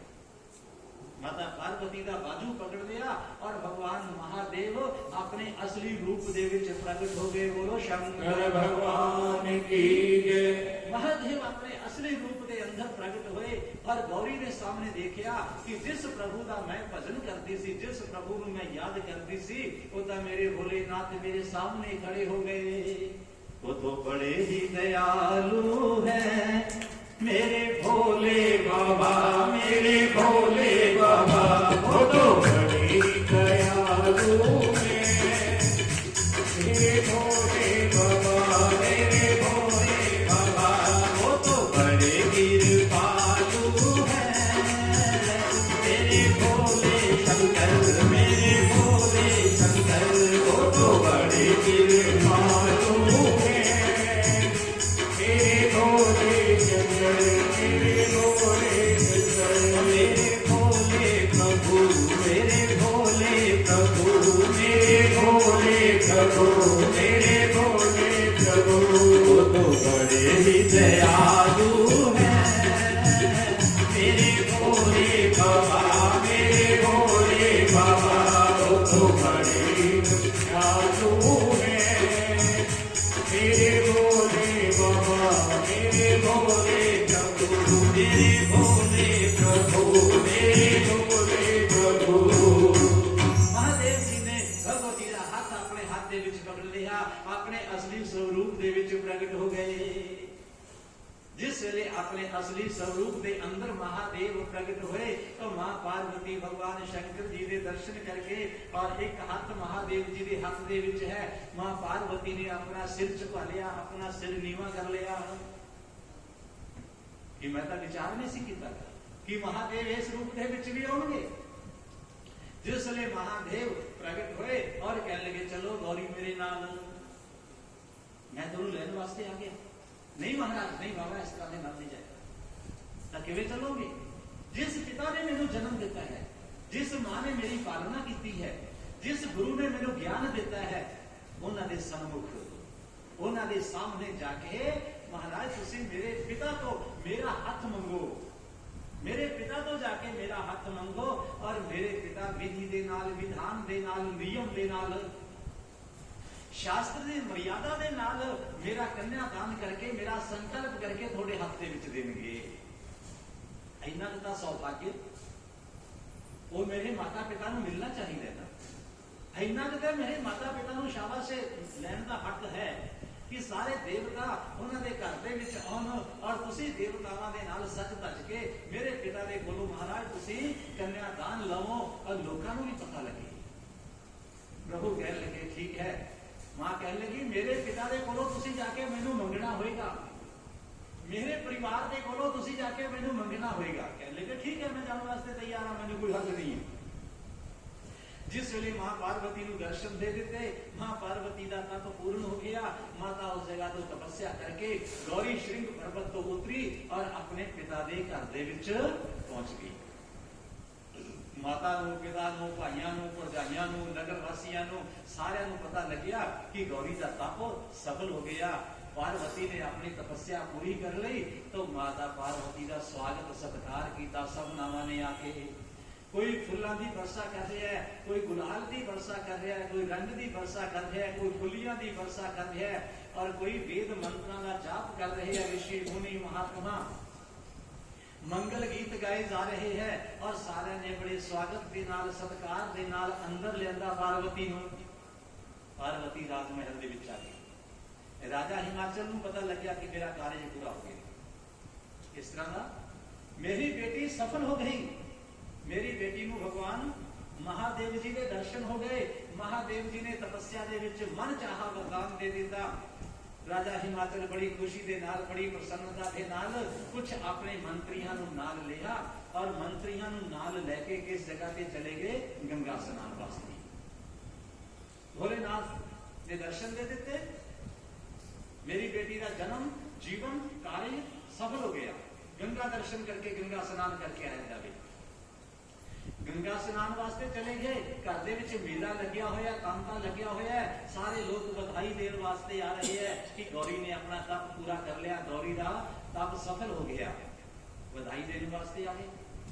सब लोग बैठे हुए हैं, बड़ी खुशी मनाई जा रही है, खान पीन का सबना मंगल गीत गाउन का सब उस जगह पे कार्यक्रम चलता गया।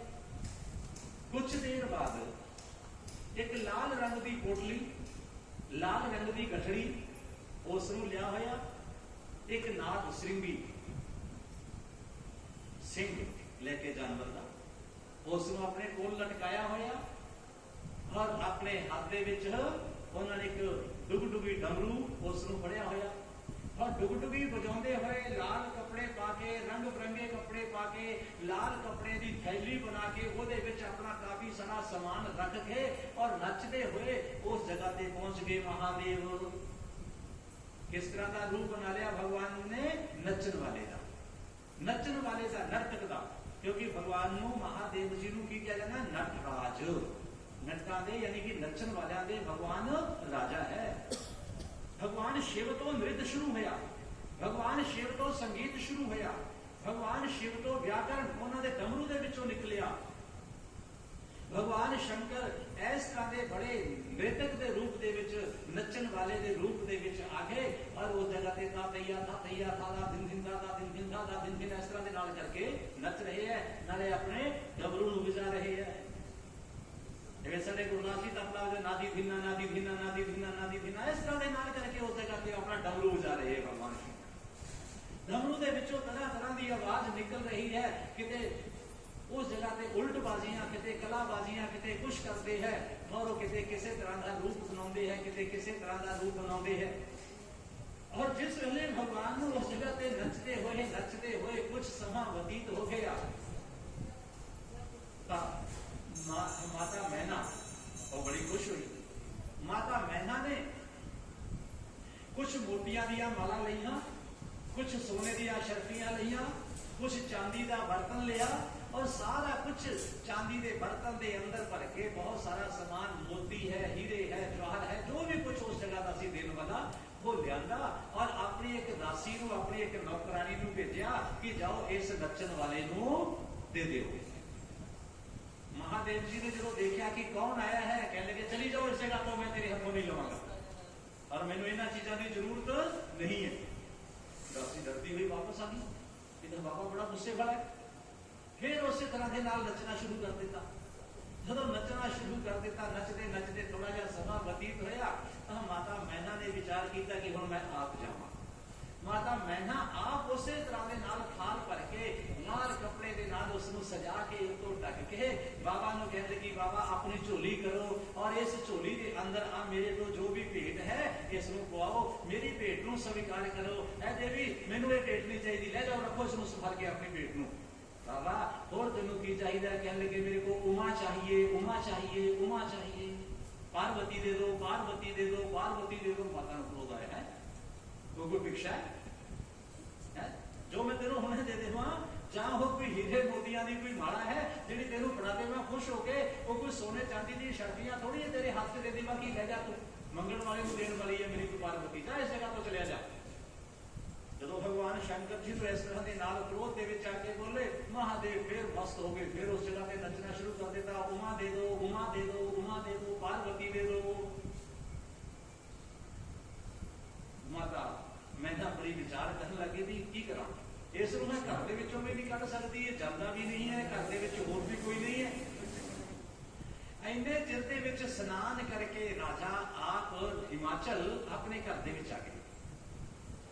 राजा हिमाचल जब घर के विच आए, राजा हिमाचल ने आके देखा कि बहुत लोग इस जगह पे इकट्ठे हुए हैं और काफी सारे लोग इस जगह पे बड़ी प्रसन्नता के नाल कोई ताड़ियां मार रहा, कोई नच रहा, कोई गा रहा है। पूछा कि की हो रहा सारा? कहने लगे महाराज एक बाबा आए हैं, ये नटराज आए हैं, नृत्य के इस जगह पे पहुंचे हैं। तो राजा कहने लगे बड़ा सोहना नाच कर रहे हैं, बड़ा सोहना स्वामी कर रहे हैं, इसको जो चाहिए दे दो। पार्वती से माता मैना कहने लगी कि मैं तो बहुत कुछ देने का यत्न किया, हीरे भी दिते, मोतियां की माला दी, सोना दिता, चांदी दिते, बर्तन दिते, वस्त्र दिते, पर इसने कोई चीज स्वीकार नहीं की। तो फिर क्यों ये महाराज इस तरह की चीज मंगता जो असं दे ही नहीं सकते। कहने लगे की मंग रहे हैं? कहने लगे पार्वती मंगता पे, दसो की करिए। कह रहे कि मेरे पार्वती दे दो, पार्वती दे दो। पार्वती कोई इसमें देने वाली चीज है? राजा कहने लगे भाई मृतक जेगा आ कुछ लेके जाना है हीरे मोती ले जाओ, नहीं तो बाहर चले जाओ। लेकिन महादेव फिर उस जगह पे नच रहे। राजा ने अपने नौकरों को बुलाया कि चलो इसको बाहर कर दो। जिस वेले बाहर कटन वास्ते नौकरगण अगे आए, सैनिक अगे आए ना, तो भगवान ने अपना विराट विकराल रूप बना लिया। इतना विकराल रूप बनाया महादेव जी ने कि वो सारे देख के दंग रह गए, किसी की भी हिम्मत नहीं कि अगे चले जाओ। महादेव जी किते ब्रह्मा का रूप बना लेंगे, किते विष्णु का रूप बना लेंगे, किते शंकर जी का रूप बना लेंगे, किते इंद्र का रूप बना लेंगे, किते किसी चीज का रूप बनाया, किते किसी का रूप बनाया। ਜਦੋਂ ਪ੍ਰਭੂ ਨੇ ਥੋੜੀ ਦੇਰ ਤੱਕ ਇਸ ਤਰ੍ਹਾਂ ਦੀ ਆਪਣੀ ਮਾਇਆ ਰਚੀ, ਮਾਇਆ ਦੇ ਨਾਲ ਤਰ੍ਹਾਂ ਤਰ੍ਹਾਂ ਦੇ ਰੂਪ ਬਣਾਏ ਨਾ, ਔਰ ਸਭ ਦੇ ਦੇਖਦੇ ਦੇਖਦੇ ਦੇਖਦੇ ਦੇਖਦੇ ਫਿਰ ਕਹਿਣ ਲੱਗੇ ਪਾਰਵਤੀ ਦੇ ਦੋ, ਪਾਰਵਤੀ ਦੇ ਦੋ। ਰਾਜਾ ਹਿਮਾਚਲ ਕਹਿਣ ਲੱਗੇ ਜਾਓ ਇਸ ਜਗ੍ਹਾ ਤੋਂ ਕੁਛ नहीं मिलेगा। फिर भगवान शंकर जी ने देखा कि उन्हें राजा कुछ भी करने वास्ते तैयार नहीं। महादेव उस जगह तो अंतर ध्यान हो गए, आलोक हो गए। बोलो शंकर भगवान की जय। महादेव जी गए। राजा ने देखा कि किधर गए, उन्हें इस जगह पे नच रहे सी, चारों पासे आले दुआले देखा कि कुछ भी नहीं है इस जगह पे। फिर याद आया कि तरह तरह के रूप बनाने वाले कोई और नहीं, ये स्वयं भगवान महादेव सी। मैं पहचान नहीं सकिया, मैं महादेव नूं पहचानिया नहीं। और पार्वती कहने लगी प्रभु ऐ पिता श्री, मैं क्या सी कि मेरा हाथ जाके मंग लो भगवान नूं, कि मेरे बाप को मेरा हाथ मंगो। तुसी पिताजी उन्होंने वापस कर दिया। राजा बड़े पश्चाताप कर लगते, चलो कोई गल नहीं। महादेव जी नूं प्रसन्न करने वास्ते देवतावां ने प्रार्थना की थी, और देवतावां नूं बुलाया। देवतावां ने जाके भगवान महादेव जी ने कहा प्रभु हुण तुसीं हर तरह दे नाल परीक्षा ले चुके हो। किस तरह की देखो परीक्षा लेंदे महादेव। भगवती पार्वती तप कर रही, और तप भी कितना कठिन, कई कई दिन तक भोजन नहीं करती, कई कई दिन तक सर्दी दे विच बैठी रहती है, कई कई दिन तक गर्मी दे विच बैठी रहती है। भुख भी, प्यास भी, गर्मी भी, सर्दी भी, ये सारी चीजा नूं अपने शरीर के उत्ते सहन करती पई है। तो भाव की है, ये कथा नहीं है, ये कोई कथा सुनने वाली मनोरंजन करने वाली कथा नहीं, समझने वाली कथा है कि इसके अंदर की छुपया हुआ है। क्यों राजा हिमाचल ने कह दिता कि बेटी जाओ जाके तुसी तपस्या करो। क्यों रानी मैना ने कह दिता असि नहीं अपनी बेटी को कहते कि तू 2 घंटे धुप दे विच खड़ी हो जा। असि नहीं अपनी बेटी को कहते कि बेटी तू 2 दिन तक भोजन नहीं करना। असि नहीं कहते कि बेटी तू 2 दिन तक जाके बारिश के विच खड़ी रहे। इनू जिस जगह पे पखे की हवा भी ना लगे उस जगह पे जाके बैठ जा। असि किसी ने कहा अपनी बेटी को नहीं किया। असि राजा हिमाचल जैसे तो नहीं, ਅਸੀਂ ਤਾਂ ਬਹੁਤ ਤੁੱਛ ਜੀਵ ਹਾਂ, ਛੋਟੇ ਹਾਂ। ਜਦੋਂ ਅਸੀਂ ਆਪਣੇ ਬੱਚਿਆਂ ਨੂੰ ਇੰਨੀ ਇਜਾਜ਼ਤ ਨਹੀਂ ਦਿੰਦੇ, ਇੰਨੀ ਆਗਿਆ ਨਹੀਂ ਦਿੰਦੇ, ਅਸੀਂ ਆਪਣੇ ਬੱਚਿਆਂ ਦਾ ਛੋਟਾ ਛੋਟਾ ਦੁੱਖ ਦੇਖ ਕੇ ਉਸ ਨੂੰ ਸਹਿਨ ਕਰਨ ਦੇ ਲਈ ਤਿਆਰ ਨਹੀਂ ਹੁੰਦੇ। ਅਸੀਂ ਨਹੀਂ ਚਾਹੁੰਦੇ ਸਾਡਾ ਬੱਚਾ ਧੁੱਪ ਦੇ ਵਿੱਚ ਜਾਵੇ, ਸਾਡਾ ਬੱਚਾ ਗਰਮੀ ਦੇ ਵਿੱਚ ਜਾਵੇ, ਸਾਡਾ ਬੱਚਾ ਮੀਂਹ ਦੇ ਵਿੱਚ ਜਾਵੇ, ਸਾਡਾ ਬੱਚਾ ਬਿਨਾਂ ਛੱਤ ਤੋਂ ਰਵੇ, ਸਾਡਾ ਬੱਚਾ ਬਿਨਾਂ ਅੰਨ ਤੋਂ ਰਵੇ, ਸਾਡਾ ਬੱਚਾ ਬਿਨਾਂ ਜਲ ਤੋਂ ਰਵੇ, ਸਾਡਾ ਬੱਚਾ ਘਾਹ ਫੂਸ ਪੱਤੇ ਖਾ ਕੇ ਗੁਜ਼ਾਰਾ ਕਰ ਲਵੇ। ਕੀ ਆਪਾਂ ਚਾਹੁੰਦੇ ਹਾਂ? नहीं चाहते। पर राजा हिमाचल ने सारा कुछ सुन दिता। क्यों सुन दिता? सोचने वाली, जिस घर दे विच लड़की ने जाना है, अपने भी लड़कियां है, साडे वास्ते संदेश है कि जिस घर दे विच लड़की ने जाना है ना, जे तुहानू उस घर दे माहौल दा पहला पता है तो अपनी लड़की नू, अपनी बेटी नू उस तरह दे माहौल दे विच ढलण दी शिक्षा दिओ कि बेटा हो सकता है 2 दिन तेनू बिना हवा तो रहना पवे, हो सकता है 2 दिन तक बिजली ना आवे, हो सकता है किते टाइम बे टाइम तेनू खाना खाना पवे, हो सकता है तेनू किते पैदल चल के जाना पवे, हो सकता है तेरे पति के उत्ते कोई इस तरह का कष्ट आ जाए, ओदे कोल कुछ भी ना होवे, तू छड्ड के उसनू किते वापस मेरे घर दे विच नहीं आना होएगा, अपने पति का साथ देना होएगा। जिस तरह का उन्होंने रहन सहन है, जिस तरह का उस घर का माहौल है, जिस तरह का उन्होंने वातावरण है, उस तरह के नाल अपने बच्चे नू शिक्षा सानू देनी चाहिए है। वो तपस्वी है, ਤਪਸਵੀ ਹੈ ਤਾਂ ਉਹਨਾਂ ਦੇ ਨਾਲ ਇਹਨੂੰ ਤਪੱਸਿਆ ਦੇ ਵਿੱਚ ਵੀ ਬੈਠਣਾ ਪੈ ਸਕਦਾ ਹੈ। ਉਹ ਕਿਸ ਤਰ੍ਹਾਂ ਦਾ ਖਾਣ ਪਾਨ ਹੈ, ਕਈ ਵਾਰ ਭੋਜਨ ਨਹੀਂ ਕਰਦੇ, ਸਮਾਧੀ ਦੇ ਵਿੱਚ ਰਹਿ ਜਾਂਦੇ ਹੈ। ਬੇਟੀ ਹੋ ਸਕਦਾ ਤੈਨੂੰ ਕਈ ਵਾਰ ਜੰਗਲ ਦੇ ਫਲ ਖਾ ਕੇ, ਤੈਨੂੰ ਕੰਦ ਮੂਲ ਫਲ ਖਾ ਕੇ ਵੀ ਗੁਜ਼ਾਰਾ ਕਰਨਾ ਪਵੇ, ਪਰ ਇਹਦੇ ਵਾਸਤੇ ਅਭਿਆਸ ਕਰਨ ਦੀ ਜ਼ਰੂਰਤ ਹੈ। ਐਦਾਂ ਨਹੀਂ ਮਾਤਾ ਨੇ ਹਜ਼ਾਰਾਂ ਸਾਲ ਤੱਕ ਤਪ ਕੀਤਾ, ਬਹੁਤ ਲੰਬੀ ਆਯੂ ਤੱਕ ਮਹਾ ਮਾਇਆ ਨੇ ਤਪ ਕੀਤਾ, ਆਪਣੇ ਸਰੀਰ ਨੂੰ ਉਸ ਤਰ੍ਹਾਂ ਦੇ ਨਾਲ ਸਾਧਿਆ। ਜੇ ਆਪਾਂ ਦੂਸਰੀ ਆਸਾਨ ਭਾਸ਼ਾ ਦੇ ਵਿੱਚ ਕਹੀਏ ਤਾਂ ਟ੍ਰੇਨਿੰਗ ਦਿੱਤੀ ਗਈ। ਜਿਵੇਂ ਫੌਜੀਆਂ ਨੂੰ ਟ੍ਰੇਨਿੰਗ ਦਿੱਤੀ ਜਾਂਦੀ ਹੈ ਨਾ, ਤੁਸੀਂ ਪਹਾੜਾਂ ਦੇ ਉੱਤੇ ਵੀ ਚੜ੍ਹਨਾ ਹੈ, ਬਰਫ਼ ਦੇ ਵਿੱਚ ਵੀ ਰਹਿਣਾ ਹੈ, ਕੰਢਿਆਂ ਦੇ ਉੱਤੋਂ ਵੀ ਚੱਲਣਾ ਹੈ, ਚਿੱਕੜ ਦੇ ਵਿੱਚ ਵੀ ਚੱਲ ਕੇ ਜਾਣਾ ਹੈ, ਆਪਣੇ ਸਰੀਰ ਨੂੰ ਉਸ ਤਰ੍ਹਾਂ ਦਾ ਮਜ਼ਬੂਤ ਬਣਾਓ। ਤਾਂ ਮਾਂ ਪਾਰਵਤੀ ਉਸੇ ਹੀ ਪ੍ਰਕਿਰਿਆ ਦੇ ਵਿੱਚ ਦੀ ਗੁਜ਼ਰ ਰਹੀ ਹੈ। ਇੰਨੇ ਸਾਲ ਉਹਨਾਂ ਨੇ ਬਤੀਤ ਕੀਤੇ ਔਰ ਫਿਰ ਸਵਯੰ ਮਹਾਦੇਵ ਆਏ। ਮਹਾਦੇਵ ਜੀ ਨੇ ਵੀ ਆ ਕੇ ਪ੍ਰਲੋਭਨ ਦਿੱਤਾ, ਦੇਵਤਾਵਾਂ ਨੇ ਵੀ ਆ ਕੇ, ਸੱਤਾ ਰਿਸ਼ੀਆਂ ਨੇ ਵੀ ਆ ਕੇ ਲਾਲਚ ਦਿੱਤਾ ਕਿ ਦੇਵੀ ਉਸ ਘਰ ਦੇ ਵਿੱਚ ਕੁਝ ਨਹੀਂ ਹੈ। ਜਿੱਥੇ ਸਾਡਾ ਸੰਬੰਧ ਬਣ ਜਾਵੇ ਨਾ, ਉਸ ਦੇ ਵਾਸਤੇ ਚਾਹੇ ਕੋਈ ਨਿੰਦਿਆ ਹੋਵੇ, ਚਾਹੇ ਚੁਗਲੀ ਹੋਵੇ, ਅਗਰ ਉਹ ਘਰ ਇਮਾਨਦਾਰ ਹੈ, ਸੱਚਾ ਹੈ, ਤਾਂ ਉਸ ਦੀ ਸੱਚਾਈ ਦੇ ਉੱਤੇ ਸ਼ੰਕਾ ਨਹੀਂ ਕਰਨੀ ਚਾਹੀਦੀ। ਮਾਂ ਪਾਰਵਤੀ ਨੇ ਆਪਣੇ ਆਪ ਨੂੰ ਬਿਲਕੁਲ ਤਿਆਰ ਕੀਤਾ ਕਿ ਮੈਂ ਤਪਸਵੀ ਵੀ ਵਾਲਾ ਜੀਵਨ ਵੀ ਬਤੀਤ ਕਰਾਂਗੀ, ਮੈਂ ਬਿਨਾਂ ਖਾਧੇ ਪੀਤੇ ਰਹਿ ਵੀ ਜਾਵਾਂਗੀ, ਔਰ ਮੈਂ ਹਰ ਤਰ੍ਹਾਂ ਦਾ ਦੁੱਖ ਸੁੱਖ ਇਸ ਦੇ ਨਾਲ ਸਹਿਨ ਕਰਾਂਗੀ। ਇਸ ਤਰ੍ਹਾਂ ਦਾ ਜਦੋਂ ਭਗਵਾਨ ਮਹਾਦੇਵ ਜੀ ਨੇ ਦੇਖ ਲਿਆ ਕਿ ਹੁਣ ਆਪਣੇ ਇਰਾਦੇ ਤੋਂ ਇਹ ਡਿੱਗਣ ਵਾਲੀ ਨਹੀਂ ਹੈ, ਦੇਵਤਾਵਾਂ ਨੇ ਰਾਜਾ ਹਿਮਾਚਲ ਨੂੰ ਕਿਹਾ ਕਿ ਮਹਾਰਾਜ ਹੁਣ ਤੁਸੀਂ ਸ਼ਾਦੀ ਦੀ ਤਿਆਰੀ ਕਰੋ। ਇਧਰੋਂ ਪ੍ਰਭੂ ਮਹਾਦੇਵ ਜੀ ਨੂੰ ਕਿਹਾ ਕਿ ਪ੍ਰਭੂ ਹੁਣ ਤੁਸੀਂ ਸਾਰੀਆਂ ਪ੍ਰੀਖਿਆ ਲੈ ਚੁੱਕੇ ਹੋ ਔਰ ਤੁਸੀਂ ਹੁਣ ਆਪਣੀ ਸ਼ਾਦੀ ਦੀ ਤਿਆਰੀ ਕਰੋ। ਮਹਾਦੇਵ ਕਹਿਣ ਲੱਗੇ ਠੀਕ ਹੈ, ਹੁਣ ਪਾਰਵਤੀ ਦੀ ਮੈਂ ਪ੍ਰੀਖਿਆ ਲੈ ਲਈ, ਕਿਉਂਕਿ ਹੁਣ ਪਾਰਵਤੀ ਮੇਰੇ ਅਨੁਕੂਲ ਚੱਲੇਗੀ। ਪਿਛਲੇ ਜਨਮ ਦੇ ਅੰਦਰ ਮੇਰੇ ਅਨੁਕੂਲ ਨਹੀਂ ਚੱਲੀ। ਪਤੀ ਦੇਵ ਨੇ ਕਿਹਾ ਕਿ ਆਪਾਂ ਉਸ ਘਰ ਦੇ ਵਿੱਚ ਨਹੀਂ ਜਾਣਾ ਦਕਸ਼ ਦੇ। ਮਾਂ ਕਹਿਣ ਲੱਗੀ ਮੈਂ ਤਾਂ ਜਾਵਾਂਗੀ। ਠੀਕ ਹੈ, ਜੇ ਵੀ ਜਾਣਾ ਤਾਂ ਜਾ। ਭਗਵਾਨ ਨੇ ਕਿਹਾ ਕਿ ਇਹ ਮੇਰੇ परमात्मा है, श्री राम मेरे इष्ट देव है, मेरे पूज्य है, पर माता ने किया मैं तो ਪ੍ਰੀਖਿਆ ਲਵਾਂਗੀ, मैं यकीन नहीं करांगी। ਤਾਂ ਉਹਨਾਂ ਦੋ ਤਿੰਨ ਗੱਲਾਂ ਦਾ ਮਾਤਾ ਨੂੰ ਕਿੰਨਾ ਜ਼ਿਆਦਾ ਦੁੱਖ ਭੋਗਣਾ ਪਿਆ, ਕਿੰਨਾ ਜ਼ਿਆਦਾ ਉਸ ਨੂੰ ਵਿਯੋਗ ਸਹਿਨ ਕਰਨਾ ਪਿਆ, ਆਪਣਾ ਸਰੀਰ ਤਿਆਗਣਾ ਪਿਆ। ਔਰ ਸਰੀਰ ਤਿਆਗਣ ਤੋਂ ਬਾਅਦ ਫਿਰ ਆਪਣੀ ਪ੍ਰੀਖਿਆ ਦੇਣ ਵਾਸਤੇ ਉਸ ਨੂੰ ਕਿੰਨੇ ਕਠਿਨ ਪ੍ਰਸਥਿਤੀਆਂ ਦੇ ਵਿੱਚੋਂ, ਕਿੰਨੇ ਕਠਿਨ ਮਾੜੇ ਹਾਲਤਾਂ ਦੇ ਵਿੱਚੋਂ, ਕਿੰਨੇ ਦੁੱਖਾਂ ਦੇ ਵਿੱਚ ਵੀ ਨਿਕਲ ਕੇ ਜਾਣਾ ਪਿਆ। ਕਿਤੇ ਨੰਗੇ ਪੈਰੀ ਚੱਲਣਾ, ਕਿਤੇ ਕੰਢਿਆਂ ਦੇ ਉੱਤੋਂ ਵੀ ਚੱਲਣਾ, ਕਿਤੇ ਧੁੱਪ ਦੇ ਵਿੱਚ ਬੈਠਣਾ, ਕਿਤੇ ਬਾਰਿਸ਼ ਦੇ ਵਿੱਚ ਬੈਠਣਾ, ਕਿਤੇ ਬਰਫ਼ ਦੇ ਉੱਤੇ ਬੈਠਣਾ। ਇਹ ਸਾਰਾ ਉਹਨਾਂ ਦਾ ਪ੍ਰਾਸ਼ਚਿਤ ਹੈ, ਆਪਣੇ ਆਪ ਨੂੰ ਤਿਆਰ ਕਰਨਾ ਆਉਣ ਵਾਲੇ ਸਮੇਂ ਵਾਸਤੇ। ਤਾਂ ਬੇਟੀ ਨੂੰ ਜਿਸ ਘਰ ਦੇ ਵਿੱਚ ਭੇਜਣਾ ਹੈ ਨਾ, ਉਸ ਨੂੰ ਇਸ ਤਰ੍ਹਾਂ ਦੀ ਸਿੱਖਿਆ ਦਿਓ ਕਿ ਬੇਟੀ ਅਗਰ ਤੁਹਾਡਾ ਪਤੀ ਸਹੀ ਹੈ, ਸੱਚਾ ਹੈ, ਈਮਾਨਦਾਰ ਹੈ, ਚਾਹੇ ਉਸ ਦੇ ਕਿੱਦਾਂ ਦਾ ਵੀ ਸਮਾਂ ਆ ਜਾਵੇ, ਜਿਸ ਦੀ ਨੀਅਤ ਦੇ ਵਿੱਚ ਖੋਟ ਨਹੀਂ ਹੈ, ਜਿਸ ਦੇ ਸੰਸਕਾਰ ਦੇ ਵਿੱਚ ਖੋਟ ਨਹੀਂ ਹੈ, ਜਿਸ ਦੀ ਸੋਚ ਦੇ ਵਿੱਚ ਮਾੜਾਪਨ ਨਹੀਂ ਹੈ, ਉਹਦੇ ਘਰ ਦੇ ਵਿੱਚ ਅੰਨ ਹੋਵੇ ਤੇ ਚਾਹੇ ਨਾ ਹੋਵੇ, ਬੇਟੀ ਤੋਂ ਉਸ ਦਾ ਸਾਥ ਨਹੀਂ ਛੱਡਣਾ ਹੋਵੇਗਾ। ਇਸ ਤਰ੍ਹਾਂ ਦਾ ਉਸ ਨੂੰ ਪ੍ਰਸ਼ਿਕਸ਼ਣ ਦੇਣਾ ਚਾਹੀਦਾ ਹੈ, ਇਸ ਤਰ੍ਹਾਂ ਦਾ ਗਿਆਨ ਦੇਣਾ ਚਾਹੀਦਾ ਹੈ।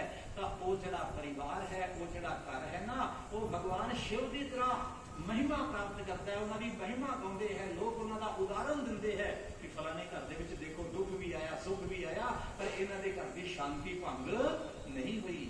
ਇੱਕ ਦੂਸਰੇ ਨੂੰ ਕਿਤੇ ਉੱਚੀ ਆਵਾਜ਼ ਦੇ ਅੰਦਰ ਨਹੀਂ ਬੋਲੇ, ਦੁੱਖ ਵੀ ਆਏ, ਸੁੱਖ ਵੀ ਆਏ। ਔਰ ਜਿਹੜਾ ਆਦਮੀ ਦੁੱਖ ਔਰ ਸੁੱਖ ਇਹਨਾਂ ਦੋਨਾਂ ਨੂੰ ਇੱਕ ਬਰਾਬਰ ਮੰਨ ਕੇ ਆਪਣਾ ਜੀਵਨ ਬਤੀਤ ਕਰਦਾ ਹੈ, ਉਸ ਨੂੰ ਕਿਸੇ ਤਰ੍ਹਾਂ ਦੇ ਨਾਲ ਜ਼ਿੰਦਗੀ ਦੇ ਵਿੱਚ ਕੋਈ ਹਰਾ ਨਹੀਂ ਸਕਦਾ। ਔਰ ਪ੍ਰਮਾਤਮਾ ਦੇ ਉੱਤੇ ਜਿਹੜਾ ਇਨਸਾਨ ਆਪਣੀ ਡੋਰੀ ਛੱਡ ਦਿੰਦਾ ਹੈ ਔਰ ਆਪਣੀ ਡੋਰੀ ਛੱਡ ਕੇ ਪ੍ਰਮਾਤਮਾ ਨੂੰ ਕੀ ਕਹਿੰਦਾ ਕਿ ਪ੍ਰਭੂ ਜੋ ਕੁਝ ਦੇਣਾ ਹੈ ਤੂੰ ਮੈਨੂੰ ਦੇ ਦੇ। ਸੁਖ ਵੀ ਮੁਝੇ ਪਿਆਰੇ ਹੈ, दुख भी मुझे प्यारे हैं, सुख भी मुझे प्यारे हैं, दुख भी मुझे प्यारे हैं, छोड़ूं मैं किसे गाता, दोनों ही तुम्हारे हैं, दोनों ही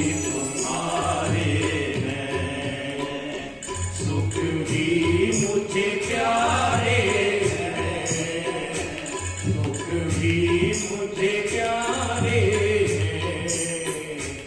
छोड़ो मैं किसे राधा, दोनों ही तुम्हारे हैं, दोनों ही तुम्हारे हैं।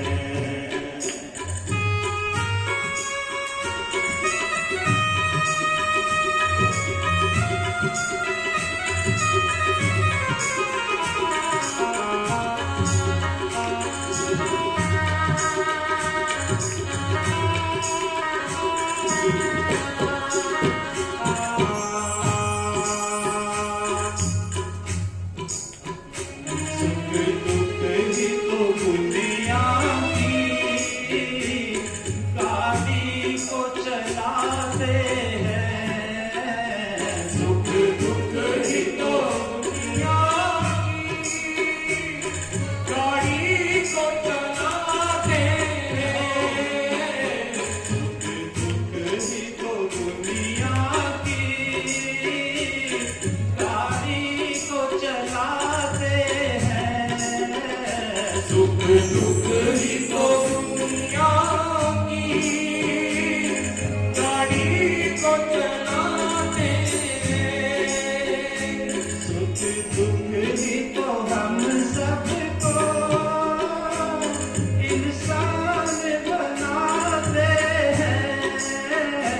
सुख दुख ही तो हम सबको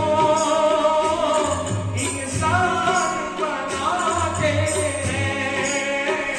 सुख